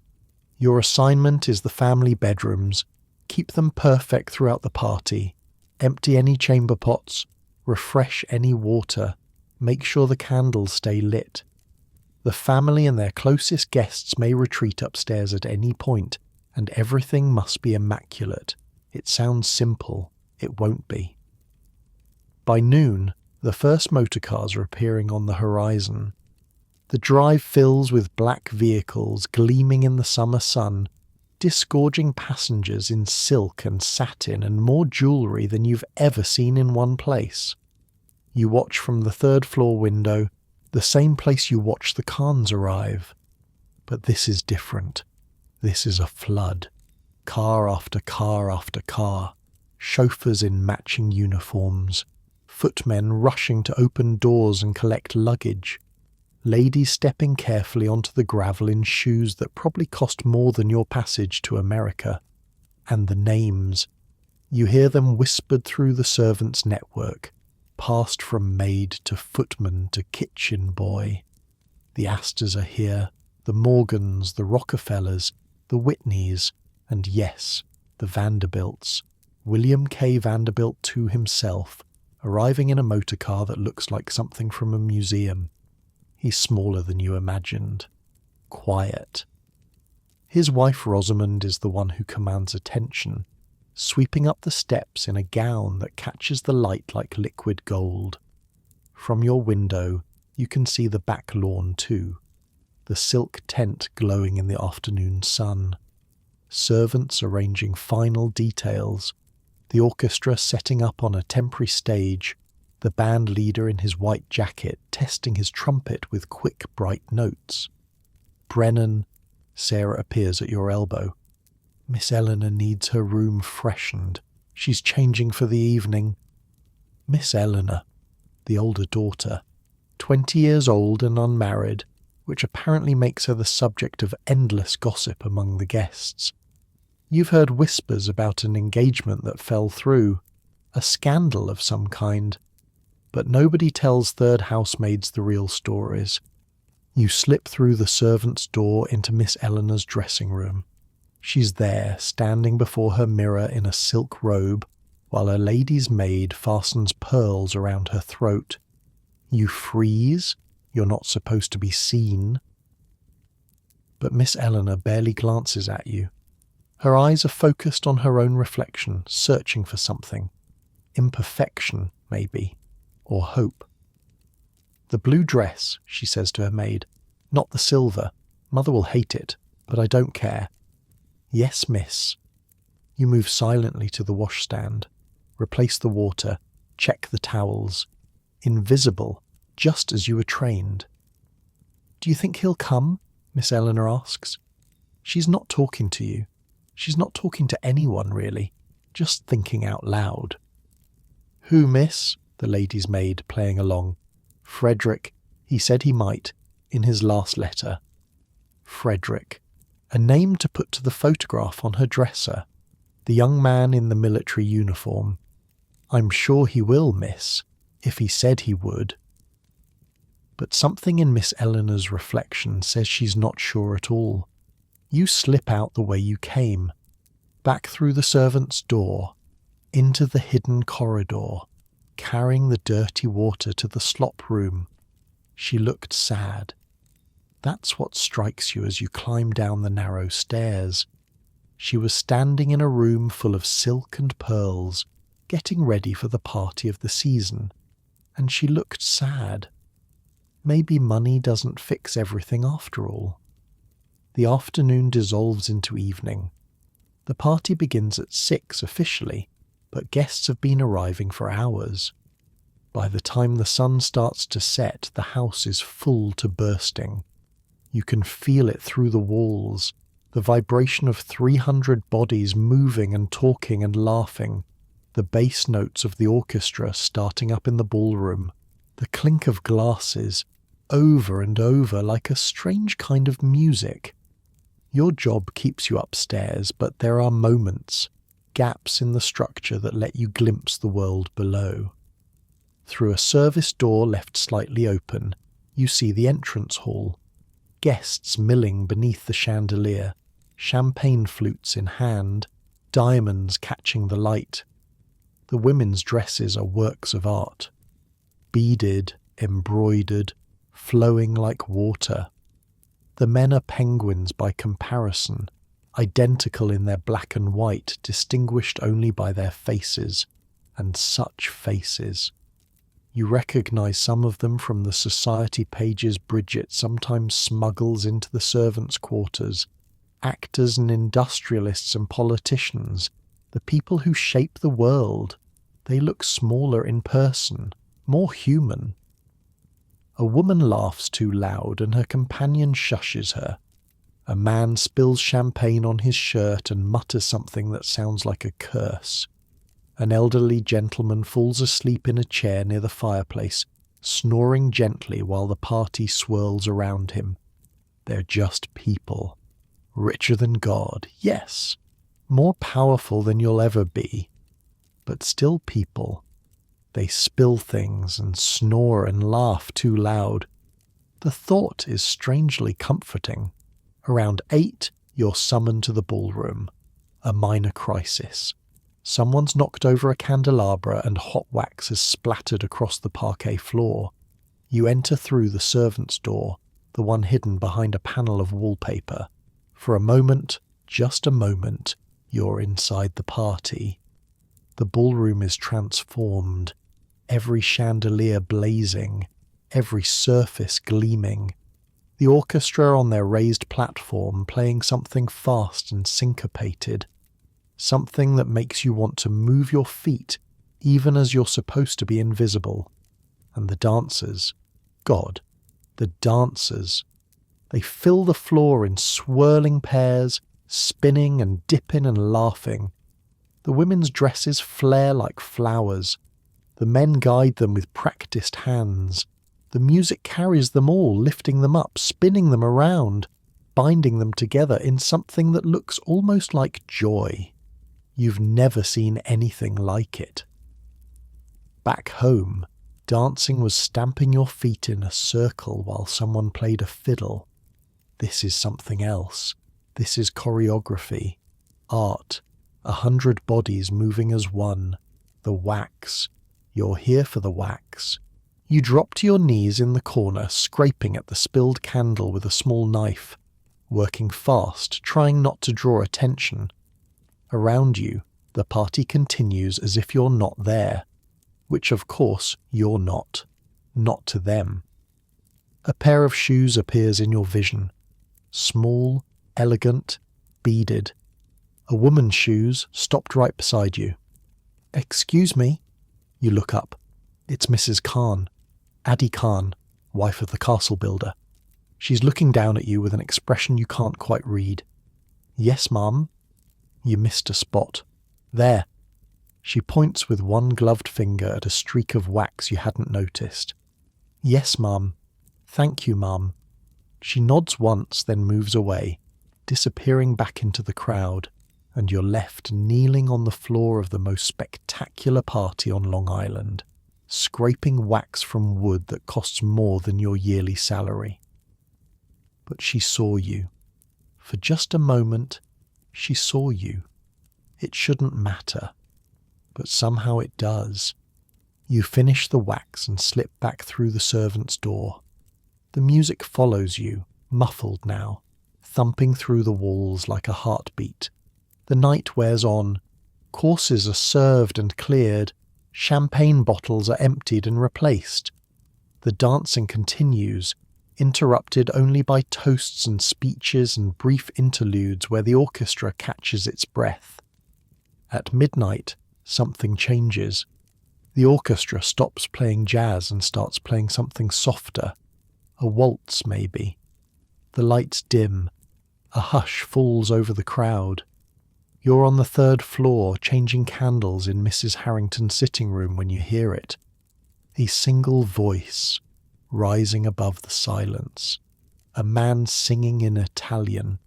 The notes so pure and clear they seem to pierce the walls. You move to the window.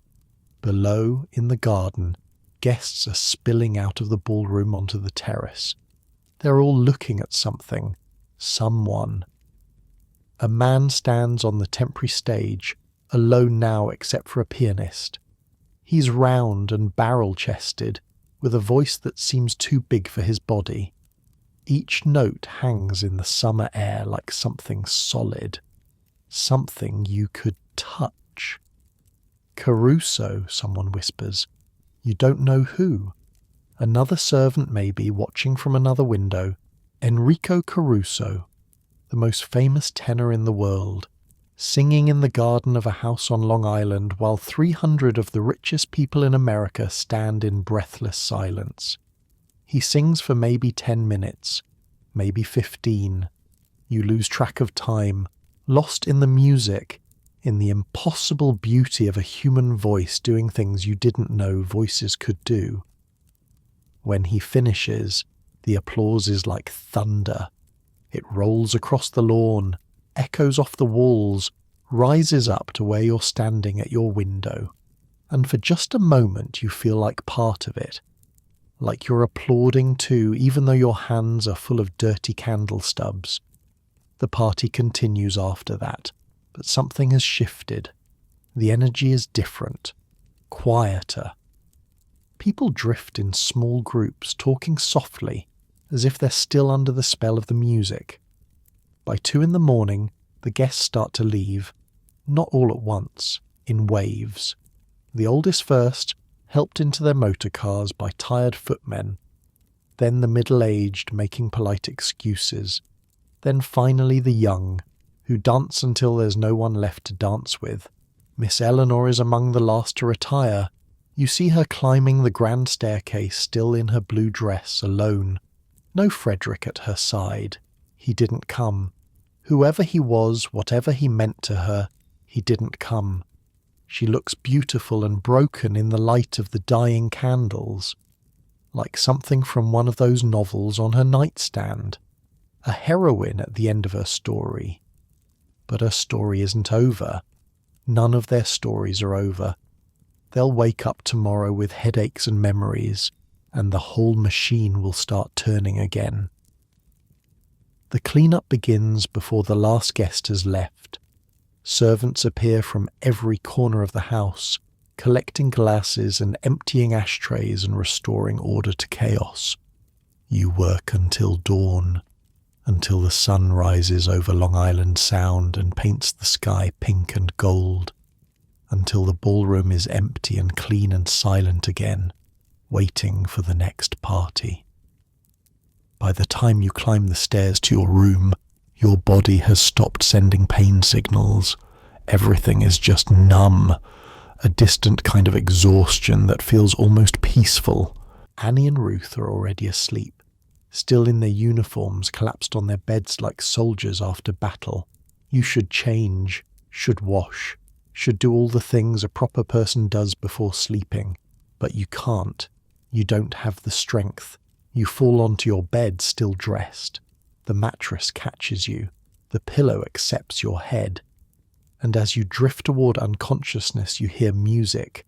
Not the orchestra, not Caruso. Something softer, closer. Someone is humming in the corridor. One of the maids, maybe, finishing a final task. The melody is familiar. One of the jazz songs from earlier, transformed into something gentle. A lullaby version of a party song. You close your eyes. The party is over. The guests are gone.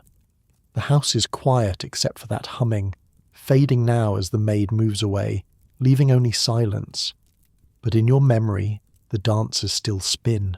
The champagne still flows. Caruso still sings under the summer stars. You were there, you saw it, you were part of it, even if no one will ever know, and that's something, that's everything. The sun climbs higher, the day begins, but you're already gone, fallen into the deep dreamless sleep of the truly exhausted. Tomorrow there will be more work, more cleaning, more labour that no one sees, but for now you rest. The party plays on in your dreams, and somewhere, in a house on Long Island, in a ballroom that's already been scrubbed clean, the echoes of music and laughter slowly fade, until the next time, until the next party, until the whole glittering world spins back to life again. But wait, before you drift away completely, before the dreams take you, there's one more thing, one moment that will stay with you long after everything else fades. It happened around 11, just before Caruso sang. You were in the servants' corridor carrying a tray of fresh candles to the music room when you heard voices through the wall. Not party voices, something different, quieter, more intense. You stopped. You shouldn't have. But you did. Through a crack in the panelling you could see into a small parlour off the main hall. 2 men stood by the window, their backs to the party, talking in low, urgent tones. One was Mr. Harrington, the other was a man you didn't recognise, older, silver-haired, with the kind of face that looked like it had never smiled in its life. The market can't sustain this forever, Charles. The silver-haired man's voice was barely above a whisper. The speculation is out of control. Everyone's buying on margin. When it corrects, and it will correct, the fall will be catastrophic. You've been saying that for years, William, and yet the market keeps climbing. Trees don't grow to the sky. Neither do stock prices. I've moved half my portfolio into bonds. I suggest you do the same. A pause. Mr. Harrington swirled something in a glass you couldn't see. You may be right, but not yet. There's still money to be made. There's always money to be made, until suddenly there isn't. The silver-haired man set down his drink and walked away. Mr. Harrington stayed at the window staring out at the party, his expression unreadable. You moved on, delivered your candles, forgot about it mostly. But now, lying in bed, the conversation drifts back to you. Something about the way they talked, the worry underneath the words, as if they knew something the dancing guests below didn't know. Trees don't grow to the sky, neither do stock prices. What did that mean? You don't understand money, not the kind of money they have, but something about the warning stays with you. A chill that has nothing to do with the temperature. You push it away. It's not your problem. You're a housemaid from County Cork. The rise and fall of stock markets has nothing to do with you. But still. The thought lingers as you finally slip under, and in your dreams, the party continues. But now there's something else, something in the corners, a shadow, a sense that all of this, the silk and the champagne and the dancing, all of this is built on something fragile, something that could fall. You dream of castles crumbling, of ballrooms emptying, of music stopping mid-note and dancers frozen where they stand. You dream of Otto Kahn's letter. They will never accept us. Build something beautiful anyway. But what happens when the beautiful things fall? What happens to the servants when the castles crumble? Where do the unseen go when the ones who were seen disappear? The dreams darken, the music fades, and you sink deeper, past the worry, past the fear, into the quiet, empty place where nothing exists but rest. Your body is done. Your mind is done. For the next few hours you'll be gone from the world, and the world will keep turning without you. The sun rises fully now. The Long Island Sound catches the light and throws it back in a million golden fragments. The gardens below are still, the flowers nodding in the morning breeze. In the ballroom, the last traces of the party have been erased. No wax on the floor, no champagne stains on the silk, everything perfect again, waiting for the next event. In the kitchen, Chef Henri has finally gone to bed. He collapsed on a cot in the pantry around 4, too tired to climb the stairs to his room. His assistants have taken over breakfast preparations, eggs and toast and coffee for the guests who'll wake late and hungry. In the servants' hall the first shift is already assembling. The morning crew, red-eyed and yawning, listening to Mrs. Whitmore's briefing. There's no rest for them. The machine doesn't stop. But you sleep. Your chest rises and falls with the slow rhythm of true exhaustion. Your face is peaceful. Your hands, still stained grey from silver polish, lie open on the sheets. You've earned this, these few hours of oblivion, this small space of quiet in a world that never stops demanding. Ruth stirs in the bed beside yours, mumbles something about candles, falls back asleep. Annie snores softly, her mouth slightly open, her cap still pinned to her hair. 3 servants in a small room at the top of a castle. 3 women who made the impossible look effortless. Nobody will thank you. Nobody will remember your name. When people talk about this party, years from now, they'll remember Caruso singing under the stars. They'll remember the Vanderbilts and the champagne and the dancing. They won't remember the girl who scraped wax from the floor. But you were there. You made it happen. And somewhere, in some record that matters, that counts for something. The morning passes. The sun climbs higher. The house begins to wake. Soon, someone will come to rouse you.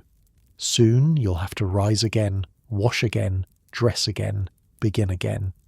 But not yet. For now, you rest. And the memory of the party, the music and the laughter, and the glittering impossible beauty of it all, that memory settles into your bones. It will stay there forever. Long after the last guest has been forgotten, long after the house itself has crumbled, the memory remains. You were there, you saw it, you were part of the magic, and nobody can ever take that away. Summer settles into a rhythm. Weeks pass, then months. The big party becomes a memory, then a story, then just another event in the endless calendar of the Gold Coast social season. There are more parties, of course, smaller ones, dinners for 20, luncheons on the terrace, a garden party where the guests played croquet and drank lemonade that cost more per glass than you earn in a day. But nothing quite matches that first one. Nothing quite captures the same impossible magic. And slowly, without quite noticing when it happened, you stop being the new girl. Other maids arrive, fresh off boats from Ireland and Germany and Sweden, wide-eyed and overwhelmed, just like you were 3 months ago. You show them where the coal scuttles are, teach them how to light a fire without smothering it. Pass on the knowledge Sarah passed to you. You'll get faster, you tell them. The same words you once hated to hear. Your hands don't crack anymore. Your legs don't ache when you climb the servants' stairs. Your body has adapted, reshaped itself around the work, become something harder and more efficient than the girl who stepped off that boat in June. September brings cooler nights. The family starts talking about returning to the city. Just talk, for now. But you can feel the season ending. the great machine winding down. Sunday afternoon, your half day. You're sitting in the servants' hall with Bridget, sharing a pot of tea and a plate of biscuits the cook set aside for you. Tell me about the others, you say. The servants, I mean. Where do they all come from? Bridget sips her tea, considering. All over. Annie's from Dublin. Ruth's from a farm in Pennsylvania, believe it or not. American-born, but poor as any of us. Sarah's been in service since she was 12. Started as a scullery maid in some house in Boston. Worked her way up. And Mrs. Whitmore? English. Came over with a family 30 years ago. The family went bust in some financial panic. Lost everything. But she'd learned how to run a house by then, so she found work with other families. Been here since the Harringtons built the place. 30 years. A lifetime spent in service. You try to imagine yourself at Mrs. Whitmore's age, still climbing these stairs, still checking uniforms in the servants' hall. The thought makes you tired. Do people ever leave? Course they do. Girls get married mostly, find a footman or a chauffeur and settle down. Some save enough to open a boarding house or a little shop. A few go back home, if they got anything to go back to. What about you? Bridget smiles, but there's something sad at the edges. I've got a fellow, Michael, works as a chauffeur for the Phippses. We're saving up. Another year or two, we'll have enough to get married proper. Maybe open a restaurant. He wants to be a cook, can you believe it? A man who wants to cook. A fellow? You hadn't known. Bridget keeps her secrets close. That's wonderful. It is. She takes another biscuit. But what about you, Mary Catherine? Any plans beyond scrubbing floors for the Harringtons? You don't have an answer. Not really. When you left Ireland, your only plan was to survive, to earn enough money to help your family, to not starve, not freeze, not end up on the streets. You've done that. You're doing that. But what comes next? I don't know, you admit. I haven't thought that far ahead. You should. This life, it's fine for a while, but it wears you down. The smart ones get out before it takes everything. Before it takes everything. You think about Mrs. Whitmore with her grey hair and her grey eyes and her devotion to a family that barely knows she exists. Is that what happens if you stay too long? The tea grows cold. The afternoon light slants through the basement windows. Somewhere above, the family is doing whatever rich people do on Sunday afternoons. Napping, probably. Reading. Being bored in expensive rooms. Come on, Bridget says, standing. I want to show you something. She leads you through the servants' corridors, past the kitchen and the laundry and the boot room, through a door you've never noticed, down a narrow flight of stairs, into the bowels of the house. Where are we going? You'll see. The passage ends at another door, this one heavier, reinforced with metal.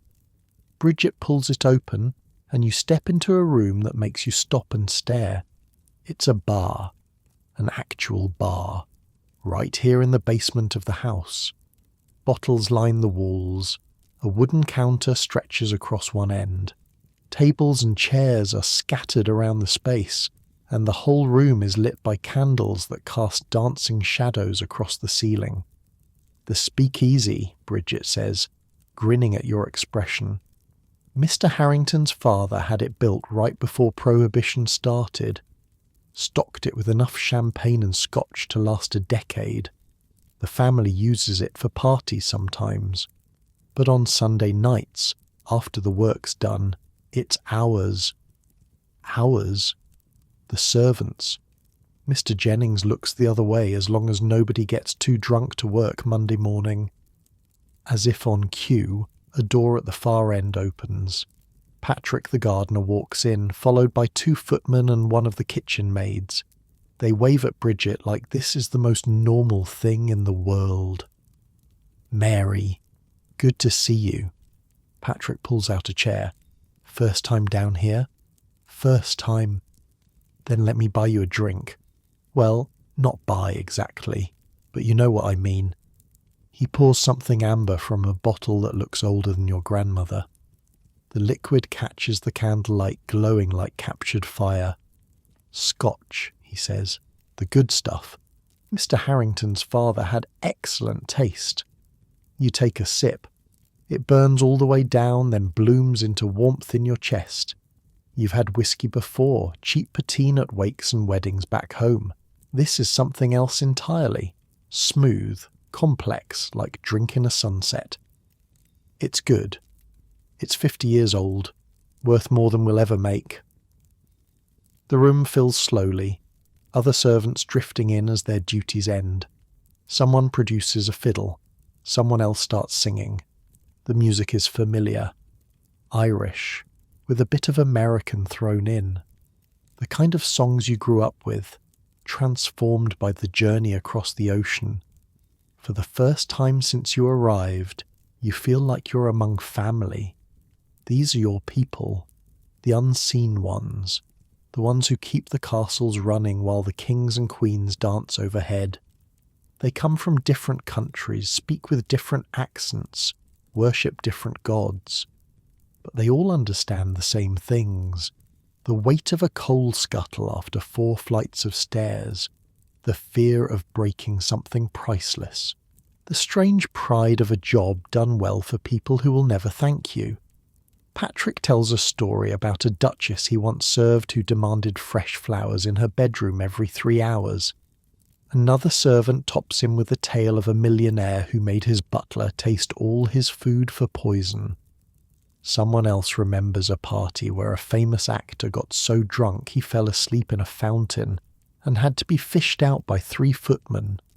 The stories are funny and sad and ridiculous and true.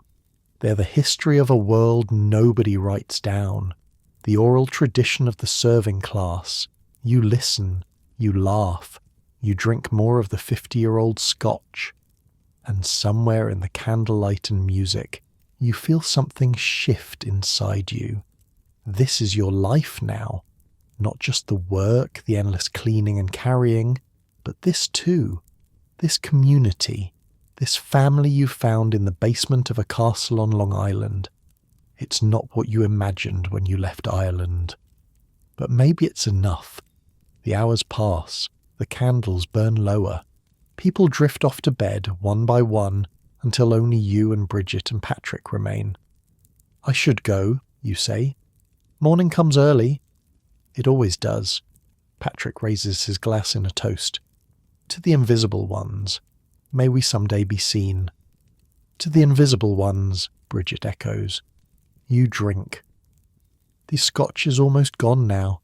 Just a finger left in the bottle. Someone will have to replace it before the family notices. Someone always does. Upstairs the house is silent. The family asleep in their silk sheets, dreaming whatever rich people dream. You climb the servants' stairs one last time.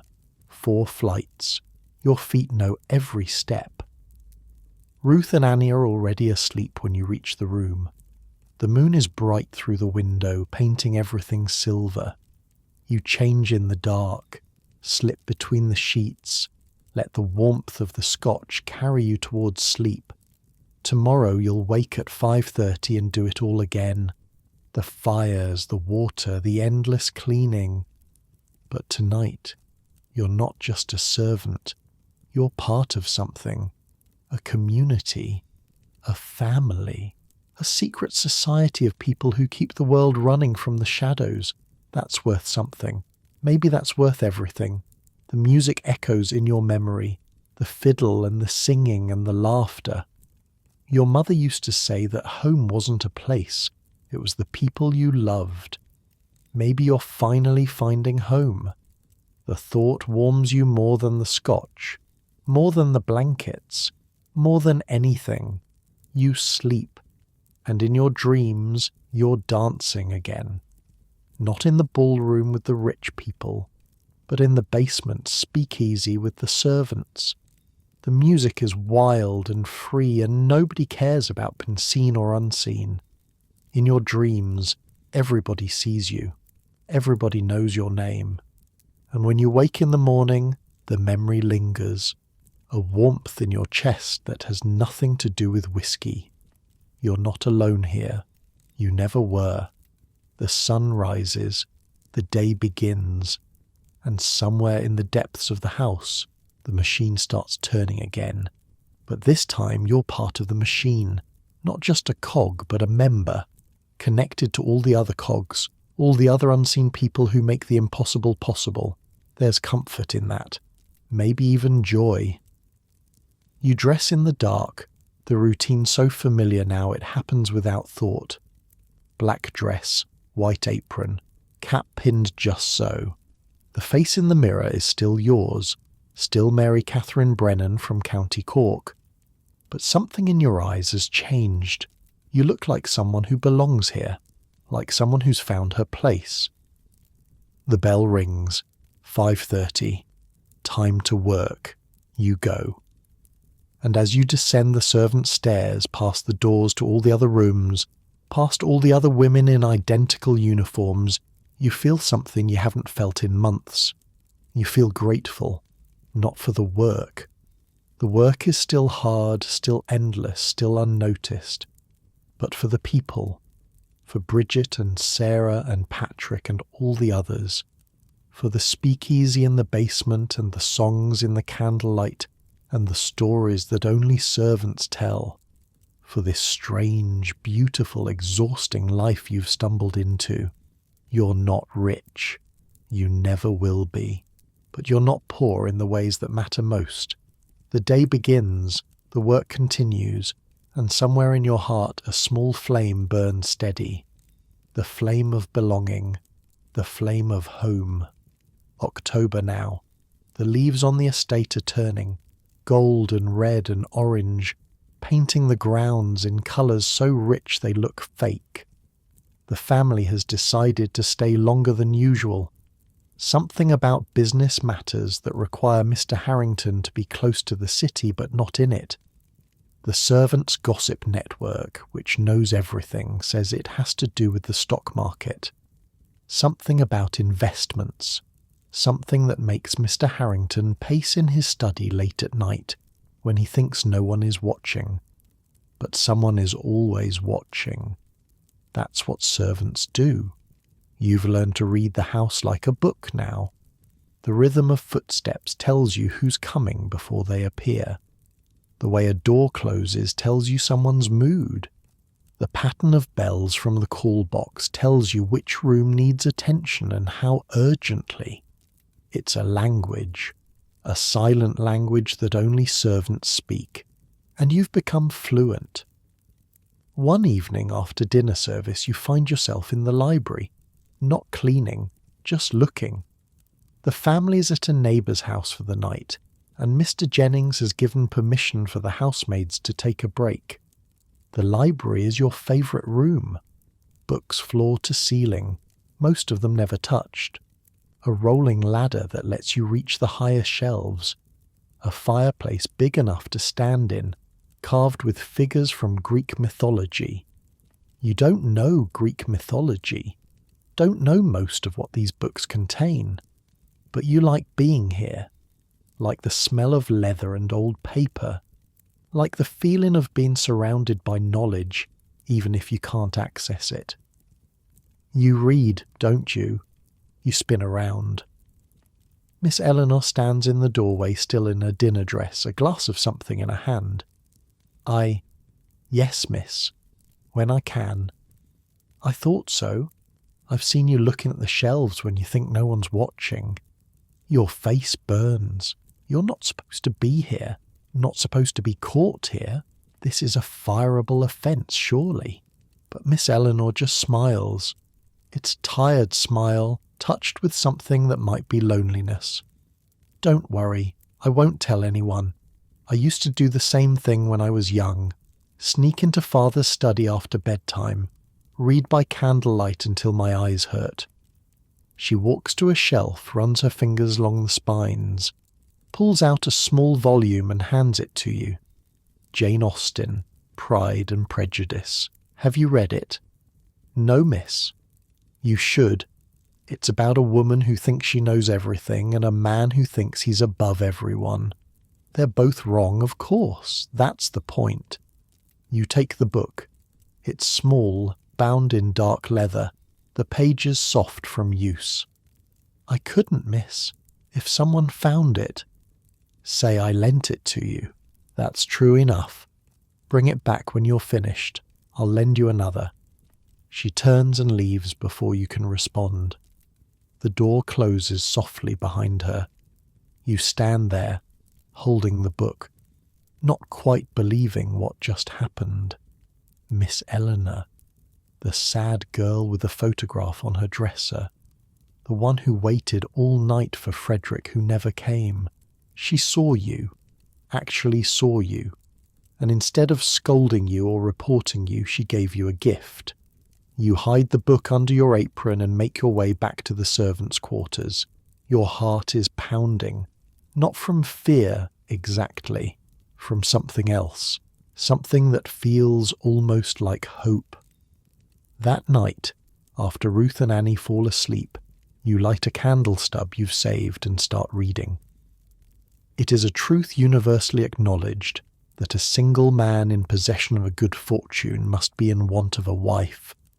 The words are strange at first, the language old-fashioned, but you keep going, and slowly the story pulls you in. Elizabeth Bennet with her sharp tongue, Mr. Darcy with his pride, the ballrooms and the misunderstandings and the slow, painful journey toward love. It's nothing like your life, and yet, somehow, it is. The distances between people, the assumptions we make, the walls we build and then you have to tear down. You read until the candle sputters out. Then you lie in the dark, the book pressed against your chest, and think about walls. The wall between the family and the servants. The wall between old money and new money. The wall between Irish and English, Catholic and Protestant, rich and poor. So many walls. And yet tonight, Miss Eleanor reached across one and handed you a book. Maybe the walls aren't as solid as they seem. Maybe, with enough time, enough patience, enough small kindnesses, they can crumble. You fall asleep thinking about Elizabeth Bennet, who refused to be invisible, who spoke her mind even when it cost her, who won, in the end, because she refused to be less than she was. Could you be like her? Maybe. Someday, when you've saved enough money, when you've learned enough, when you've built something of your own.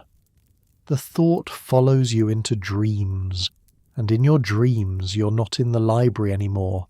You're standing on the grand staircase, the one servants aren't allowed to use. You're wearing a silk dress, and people are looking at you, actually looking at you, and you're not afraid. You're not afraid of being seen. The dream fades before you can reach the bottom of the stairs, but the feeling lingers, the feeling of being visible, the feeling of mattering. You wake to the 5:30 bell as always, but something is different. Something has shifted in the night. You have a book hidden under your mattress, a book given to you by a rich girl who saw you as a person. It's not much. In the grand scheme of things, it's nothing. But it feels like the beginning of something. What, you don't know yet. But something. You dress in the dark. Begin the day.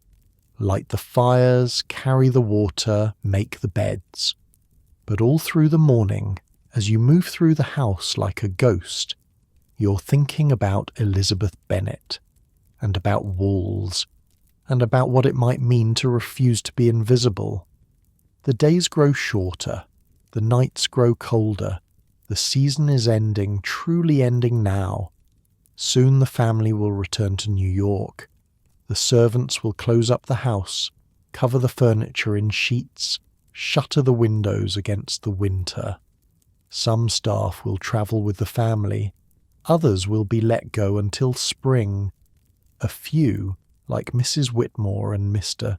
Jennings, will stay behind to maintain the empty house. You don't know yet which category you'll fall into. That decision belongs to Mrs. Whitmore, and she hasn't announced anything. But for now, in these last golden days of October, you try not to think about it. You read Pride and Prejudice by candlelight, a chapter at a time. You drink scotch in the speakeasy on Sunday nights. You write letters to your mother, telling her about the leaves and the cold and the strange, beautiful life you've built. You don't tell her about the book. Don't tell her about Miss Eleanor or the library or the way your world is slowly, quietly expanding. Some things are too fragile to put in words. Some things you have to protect, even from the people who love you. The house feels different now, fuller somehow, more alive. Or maybe you're just finally seeing it clearly. Not as a palace to be cleaned, not as a machine to keep running, but as a place where people live and love and struggle and dream. The family in their silk sheets, the servants in their narrow beds, all of them human, all of them trying. That's what you've learned in these months on Long Island. Everyone is trying, even the rich people, even the ones who seem to have everything. They're all just trying to build something beautiful in a world that keeps threatening to fall apart. And maybe that's the secret. Maybe that's what Otto Kahn understood when he built his castle on a hill. We're all just building, all just hoping, all just reaching towards something we can barely see. The fire in the grate crackles softly.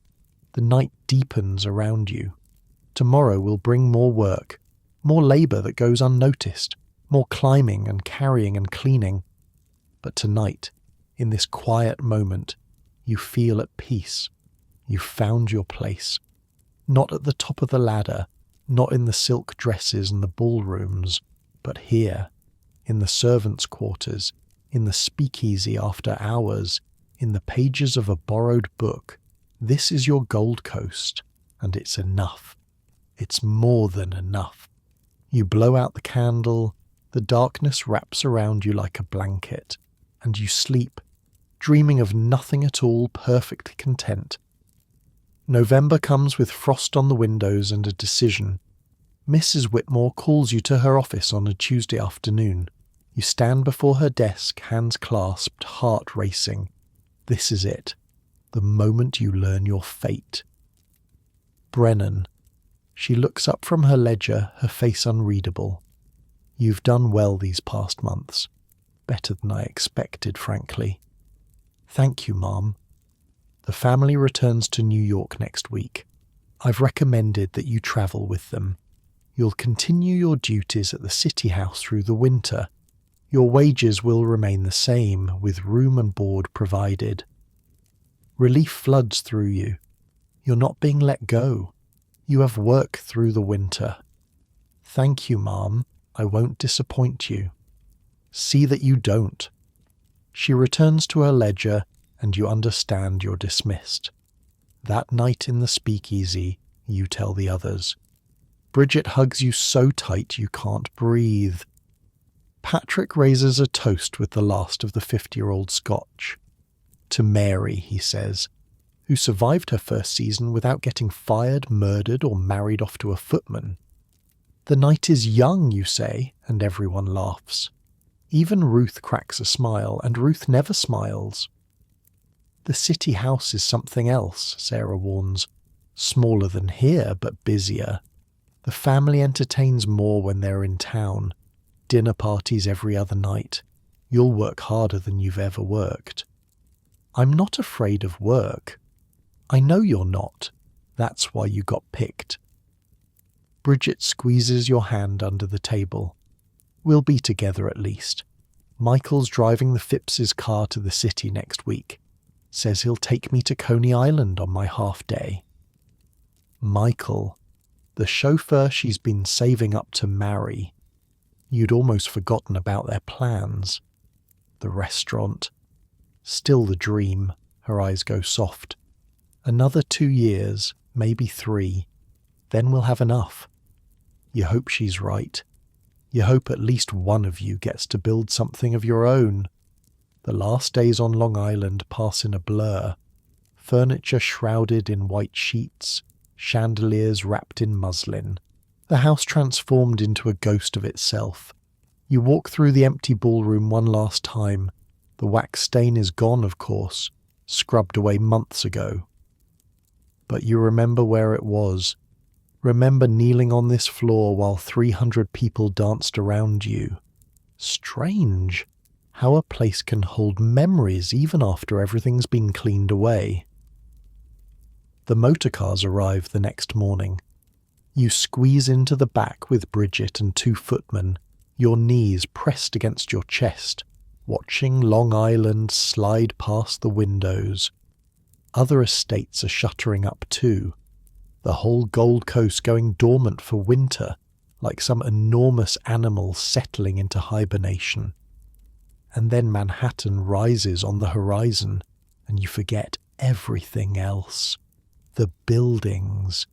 Good Lord, the buildings. They scrape the sky like something from a fever dream. You crane your neck until it hurts, trying to see the tops. First time, one of the footmen asks, grinning at your expression. That obvious? We all looked like that once. Don't worry, you get used to it. You don't think you'll ever get used to it. The city house is narrow. 5 stories of brownstone on the Upper East Side, squeezed between other narrow houses like books on a shelf. Your room is in the basement now, with 3 other maids, the window showing nothing but the legs of people walking past on the sidewalk. But there's a radiator. It clanks and hisses and keeps the room warm all night. After months in that drafty attic, it feels like heaven. Winter passes, then another and another. The years blur together in a way you didn't expect. Wasn't time supposed to slow down when you were young?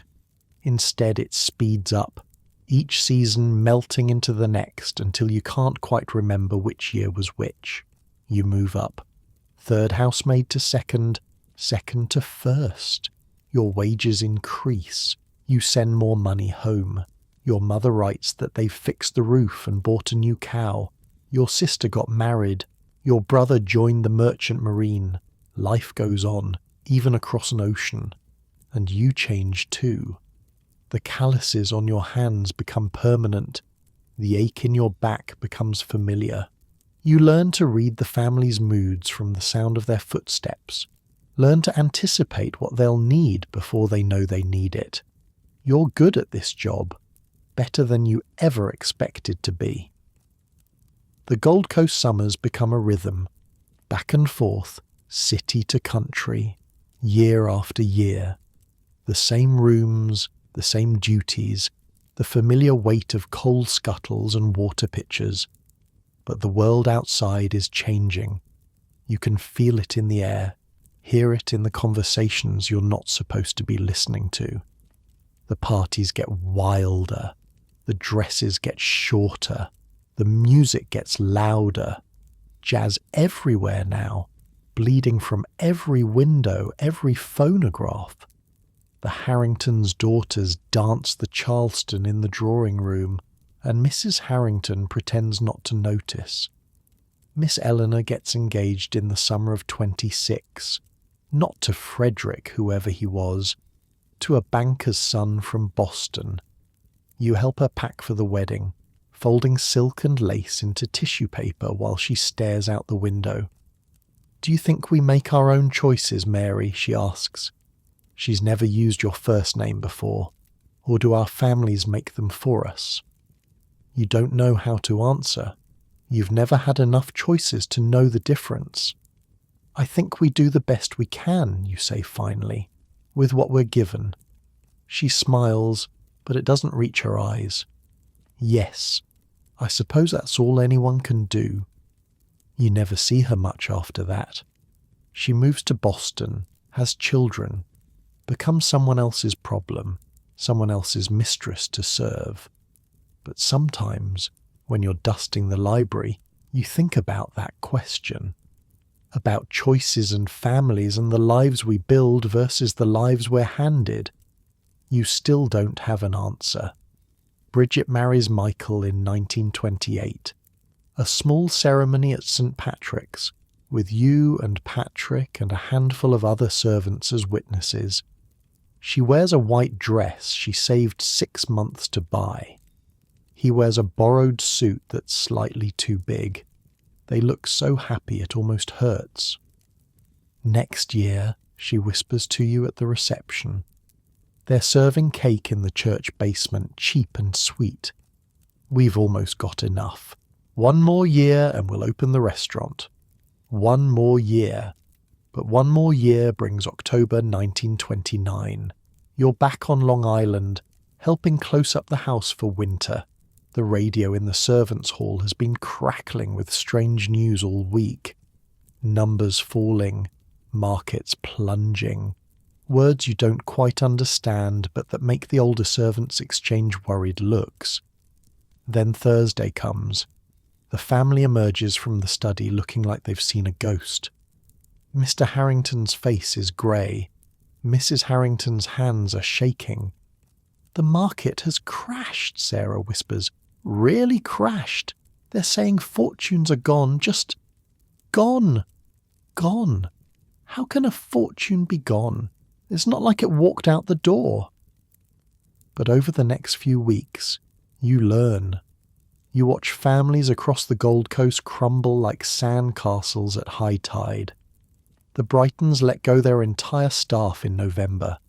40 people, including 3 girls you'd gotten to know at church, suddenly out on the street with nothing. The Wentworths sell their estate to pay debts. It becomes a sanitarium, then a school, then sits empty, windows dark, gardens gone to wilderness. And Bridget's restaurant. That dream dies somewhere in the wreckage. She never talks about it anymore. The money they'd saved is worthless now, eaten by a bank that failed in the crash. She and Michael keep working, keep serving, keep hoping things will get better. They don't. Not for a long time. The Harringtons survive, diminished but intact. The dinner parties shrink. The staff shrinks. The dresses Mrs. Harrington orders are less extravagant now, though still nicer than anything you'll ever own. Otto Kahn dies in 1934. You read about it in the newspaper, sitting in the servants' hall with your morning tea. The King of New York, the obituary calls him, a titan of finance and the arts. But you remember him differently. Remember a small man with kind eyes who was never quite accepted by the people he most wanted to impress. Remember his wife calling the house Otto Zoo. Remember the letter on his desk that you weren't supposed to read. They will never accept us. Build something beautiful anyway. His castle, O'Haker, is sold to the city of New York. For a while it becomes a retreat for sanitation workers. They hold cookouts on the lawn where Caruso once sang, swim in the reflecting pools that cost a fortune to build. You shouldn't find this funny, but you sort of do. All that striving for acceptance, all that money spent on impressing people, and now dustmen are doing cannonballs into the formal gardens. Otto might have laughed at that, or cried. Hard to say. Mrs. Whitmore retires in 35. Her hands have gotten too shaky for the precise work of running a household. She moves to a sister's house in Connecticut, and somehow, miraculously, you're offered her position. Housekeeper, Mary Catherine Brennan, housekeeper. Your mother would have fainted. Your grandmother would have wept. It's more responsibility, more stress. You're in charge now, managing a staff that's shrunk to a dozen where there used to be 30. But also more respect. The family knows your name, asks your opinion sometimes, treats you like a person instead of a piece of furniture. It's not equality, never will be. but it's something. Then the war comes. Pearl Harbor, December 41. The radio stuttering with news that doesn't seem real. The young footmen enlist within weeks. The chauffeurs follow. Patrick, the gardener, tries to sign up even though he's nearly 40 with bad knees. They turn him away, but he finds work in a factory making airplane parts.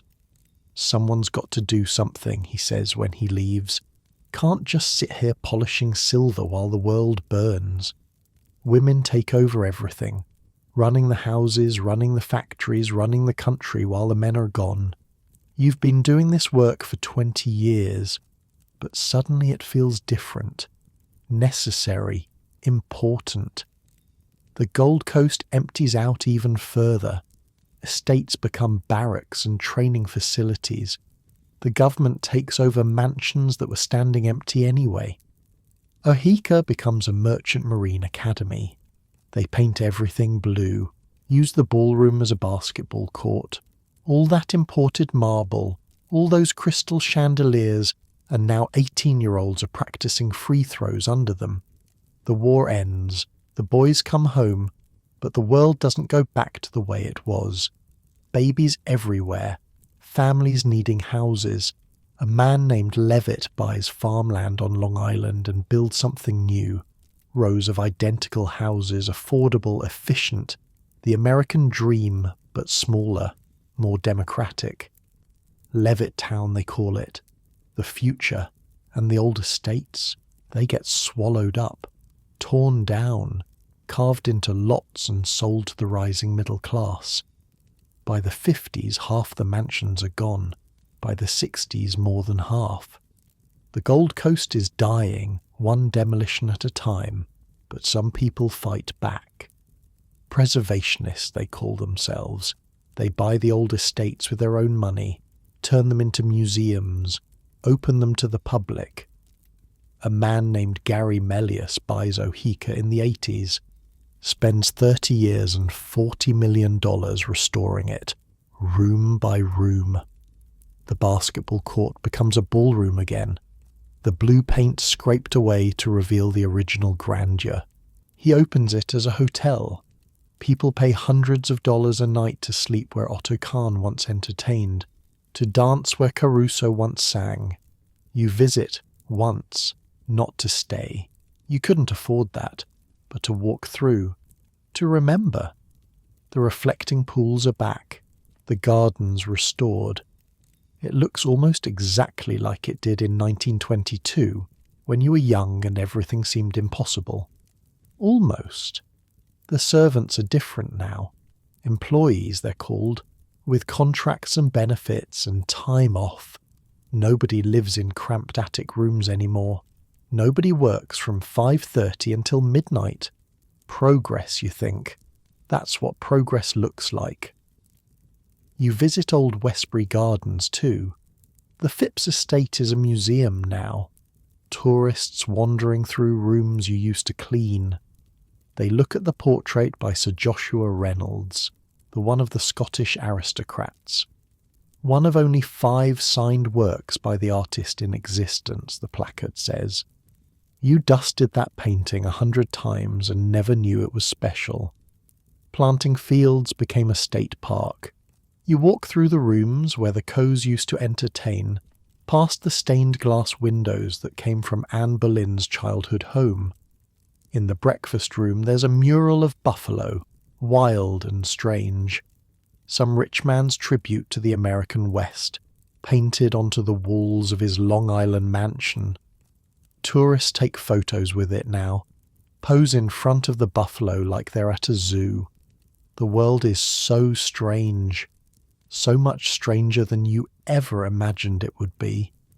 The Harringtons are gone by the 80s. The last of them passed on, leaving no heirs who wanted the old life. The estate was sold, subdivided, turned into luxury homes for people who never heard of the Gold Coast.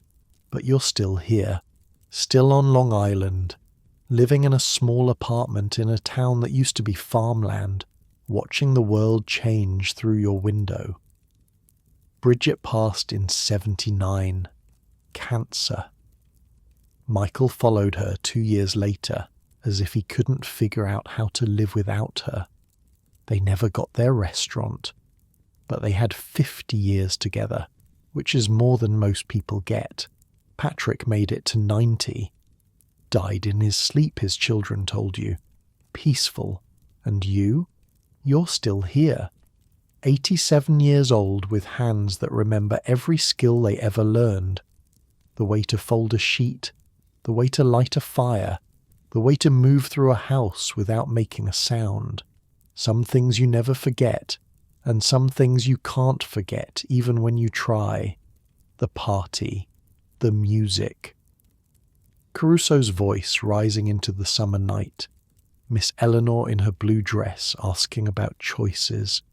The speakeasy with the fiddle and the 50-year-old scotch.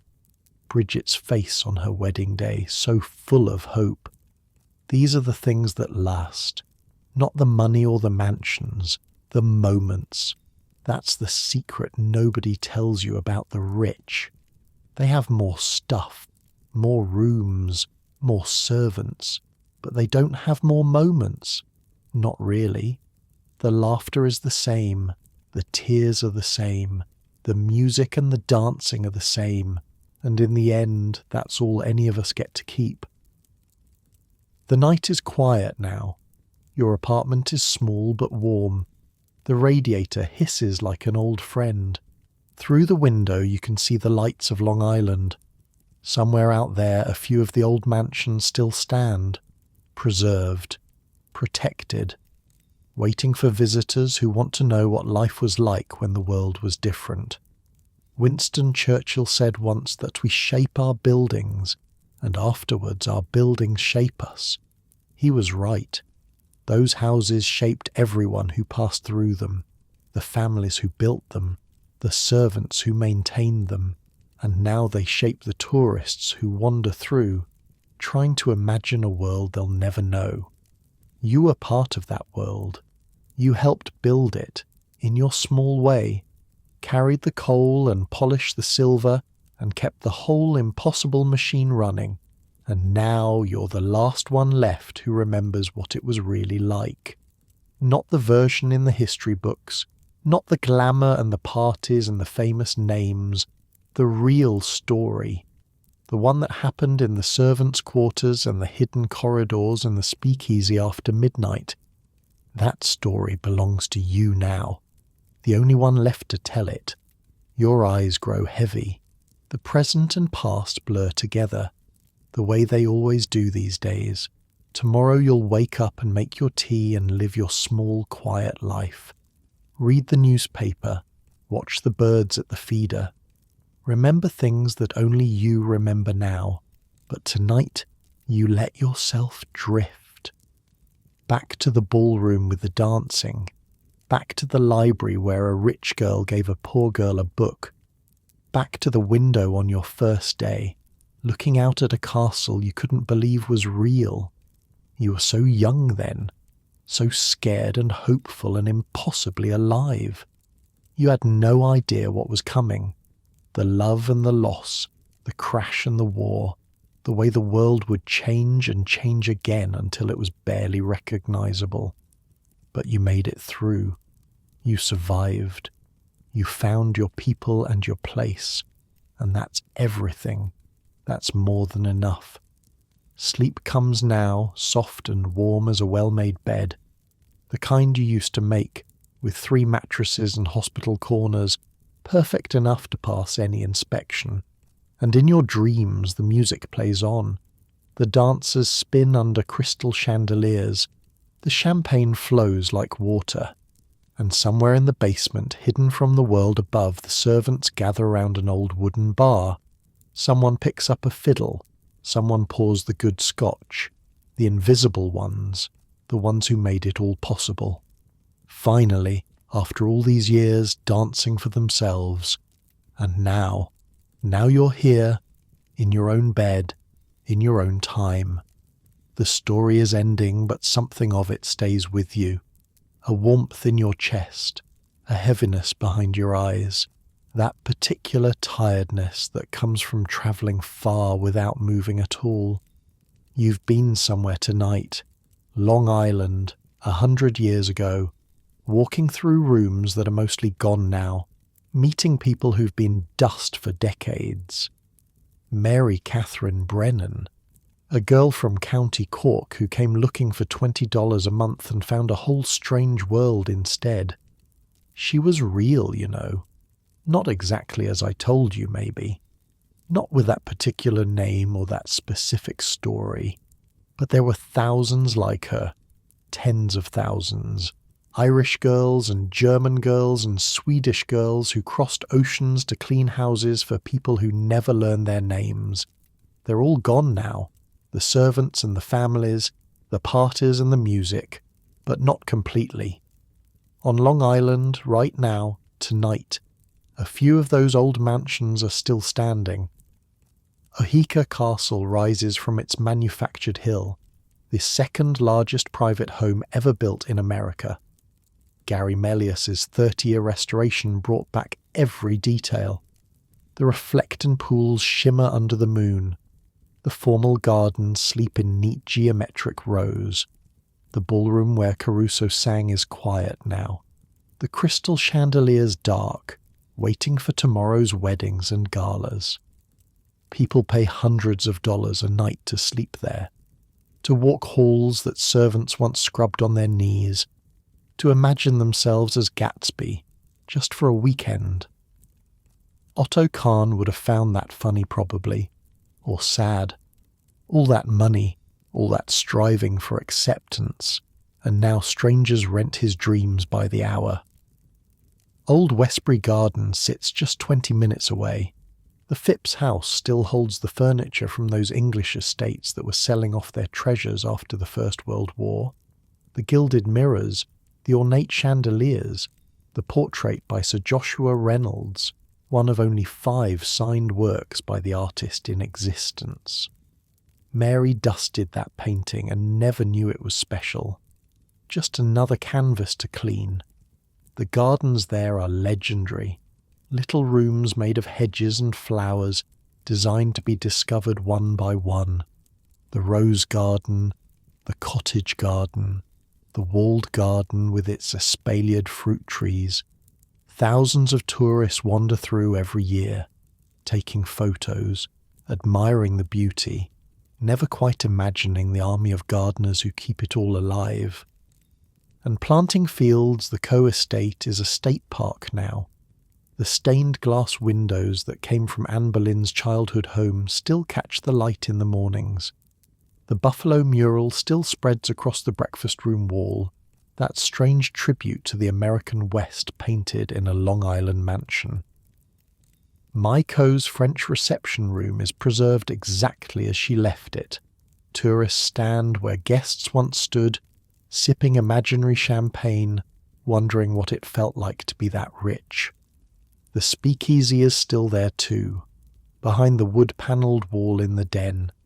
You can visit it on the tour if you know to ask. These houses are quiet at this hour. Dark windows, empty halls. The docents and gift shop workers won't arrive until morning. The security guards make their rounds, flashlights cutting through the darkness, checking locks, checking alarms, making sure the pass stays safe until the tourists come back. It's strange work, guarding history, protecting rooms that nobody lives in anymore, keeping watch over furniture that hasn't been used in a century. But someone has to do it. That's the thing about preservation. It takes constant effort, constant care. The moment you stop paying attention, the decay starts.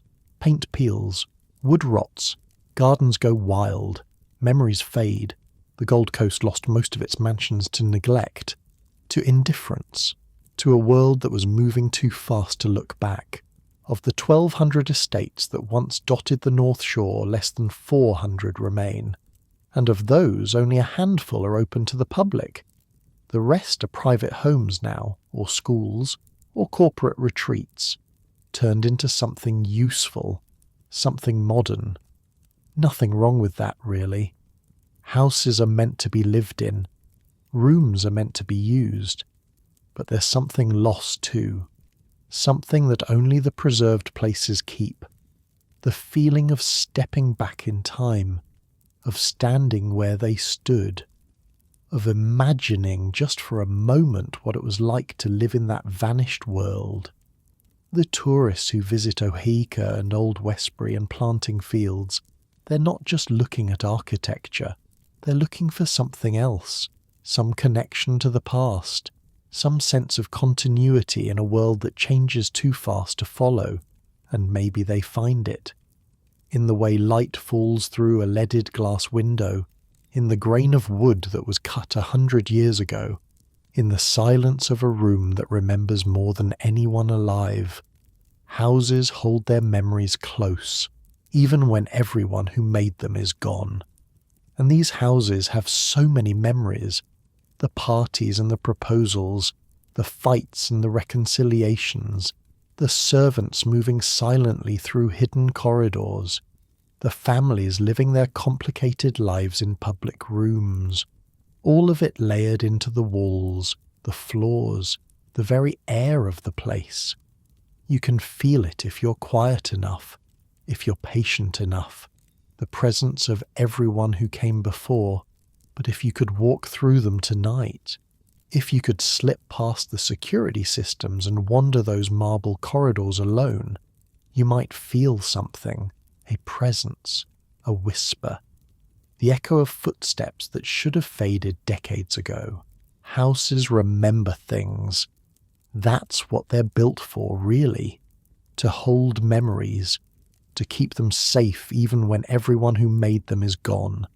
The ballrooms remember the dancing, the kitchens remember the cooking, the servant stairs remember the endless climbing up and down day after day, year after year, and the attic rooms remember the sleeping, all those tired bodies finding rest after impossible days, all those dreams of home and family and a future that might be better than the present.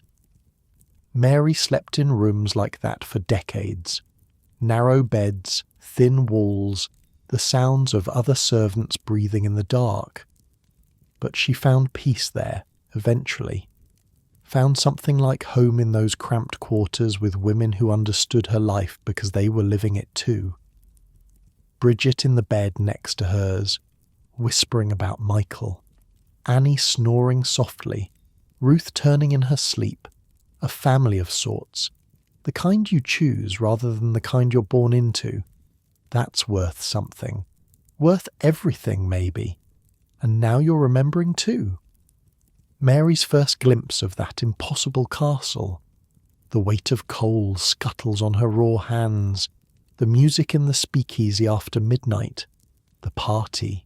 The dancing. Caruso's voice rising into the summer night like something from another world. Miss Eleanor handing her a book in the library. Actually seeing her. Actually treating her like a person. Bridget's face on her wedding day. So full of hope for a restaurant that would never open. Patrick raising a toast to the invisible ones. These moments that happened a century ago in rooms you'll probably never see. But they feel close now, don't they? Almost touchable. That's what stories do. They collapse the distance, make the past feel present, turn strangers into something like friends. Mary was a stranger 2 hours ago. Now she's someone you know. Someone you've walked beside through ballrooms and servants' quarters and the long, strange years of the 20th century. You've seen her scared and hopeful on that dusty road. Seen her exhausted after her first day. Seen her find her place among the other servants. Seen her watch an era rise and fall. You know things about her that the history books don't record. The way she felt scraping wax off that ballroom floor.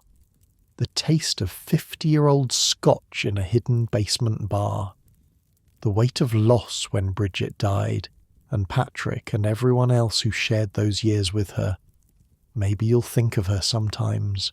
When you visit an old house, when you see a period drama on television, when you notice someone working a job that nobody notices. Maybe you'll wonder about their story, the life they're living when nobody's watching, the dreams they carry through their unnoticed days. That would be something. That would mean tonight mattered. But don't worry about that now. Don't worry about anything. Your bed is warm. Your pillow is soft. Your blanket is doing exactly what blankets are supposed to do. Feel that for a moment. The weight of the covers, the give of the mattress, the way your body has found its comfortable position without you even thinking about it. This is luxury, you know, real luxury. Not the marble and crystal of the Gold Coast, but something more fundamental. Safety, warmth, rest. Mary would have loved this. A bed of your own in a room of your own. The luxury of sleeping until you wake naturally, with no bells to answer and no fires to light. She never had that. Not really. Even at the end, even in her small apartment, some part of her was always listening, always ready to jump up and serve. 50 years of service leaves marks that don't wash off, but you can rest, truly rest. There's no coal to carry, no water to haul up 4 flights of stairs, no silver to polish until your hands crack. Just this quiet, this peace. Let yourself sink into it. The story's over now. The dancers have gone home. The champagne's been drunk. The music has faded to silence. Somewhere on Long Island, the preserved mansions stand in darkness. Their windows reflect nothing but stars. Their gardens sleep under the moon. Tomorrow the tourists will come again. The docents will tell their stories. The gift shops will sell postcards of a world that doesn't exist anymore. But tonight, the houses are alone with their memories, and you're alone with yours. Close your eyes now. Let the images drift. The ballrooms and the bedrooms, the servants' stairs and the grand entrance, the party and the aftermath and the long, slow fade of an era. It's all mixed up together now, the past and the present, Mary's story and your own. That's how it should be. That's what history is. Not something separate from us, locked away in museums and textbooks, but something we carry, something that lives in us, whether we know it or not. Mary lived through things you've only read about. The Roaring Twenties, the crash, the depression, the war, the baby boom, the slow death of the Gold Coast. She saw fortunes made and lost, saw families rise and fall, saw servants come and go, generation after generation, each one learning the same lessons she learned on that first brutal day. And now her story lives in you. Not forever. Nothing lasts forever. Those mansions taught us that, if nothing else. But for a while. For tonight. For the dreams you're about to have.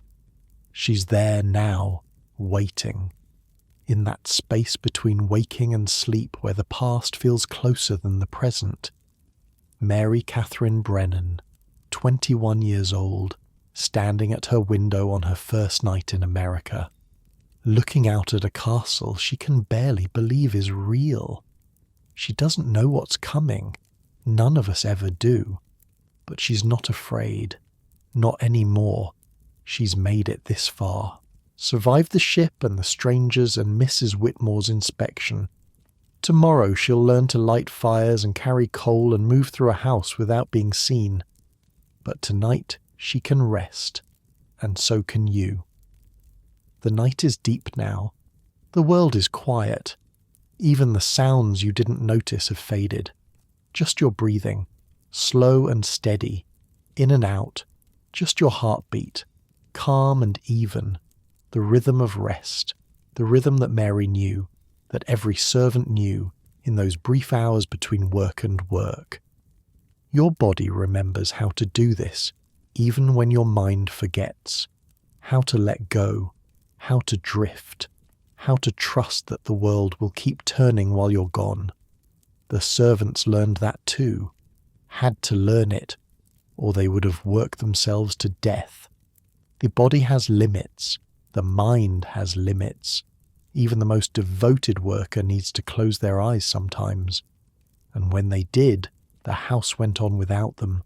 The fires burned down, the candles guttered, the clocks kept ticking in the darkness, and somewhere in the grand bedrooms upstairs the family slept too, rich and poor, master and servant, all of them surrendering to the same night.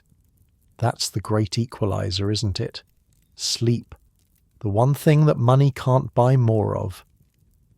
The Harringtons had their silk sheets and feather pillows. Mary had her narrow bed and thin blanket. But sleep came for both of them, took them both to the same dark place where fortunes and failures don't matter, and brought them both back in the morning to start again. That's life, really. That cycle, work and rest, doing and being, the endless rhythm of days. Mary lived through thousands of those days, each one a little different, each one a little the same, and now her days are done. But the rhythm goes on. You're part of it now. Living your own days, doing your own work, finding your own rest. Let it carry you down, down, into the dark, warm place where stories end and dreams begin. Mary is there, somewhere, dancing in a ballroom that doesn't exist anymore, laughing with friends who've been gone for decades, living the life she built piece by piece, day by day. She's happy in your dreams, finally free of the work, finally seen.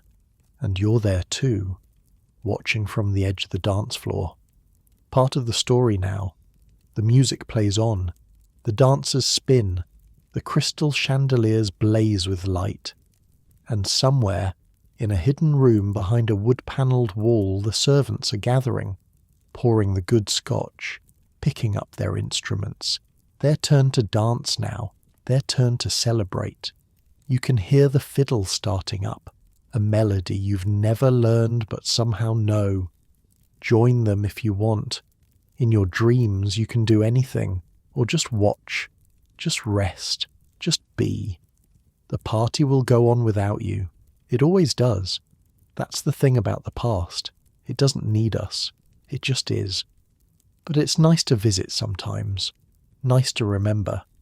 Nice to know that once, not so long ago, in houses that were almost castles, ordinary people lived extraordinary lives. And one of them was named Mary.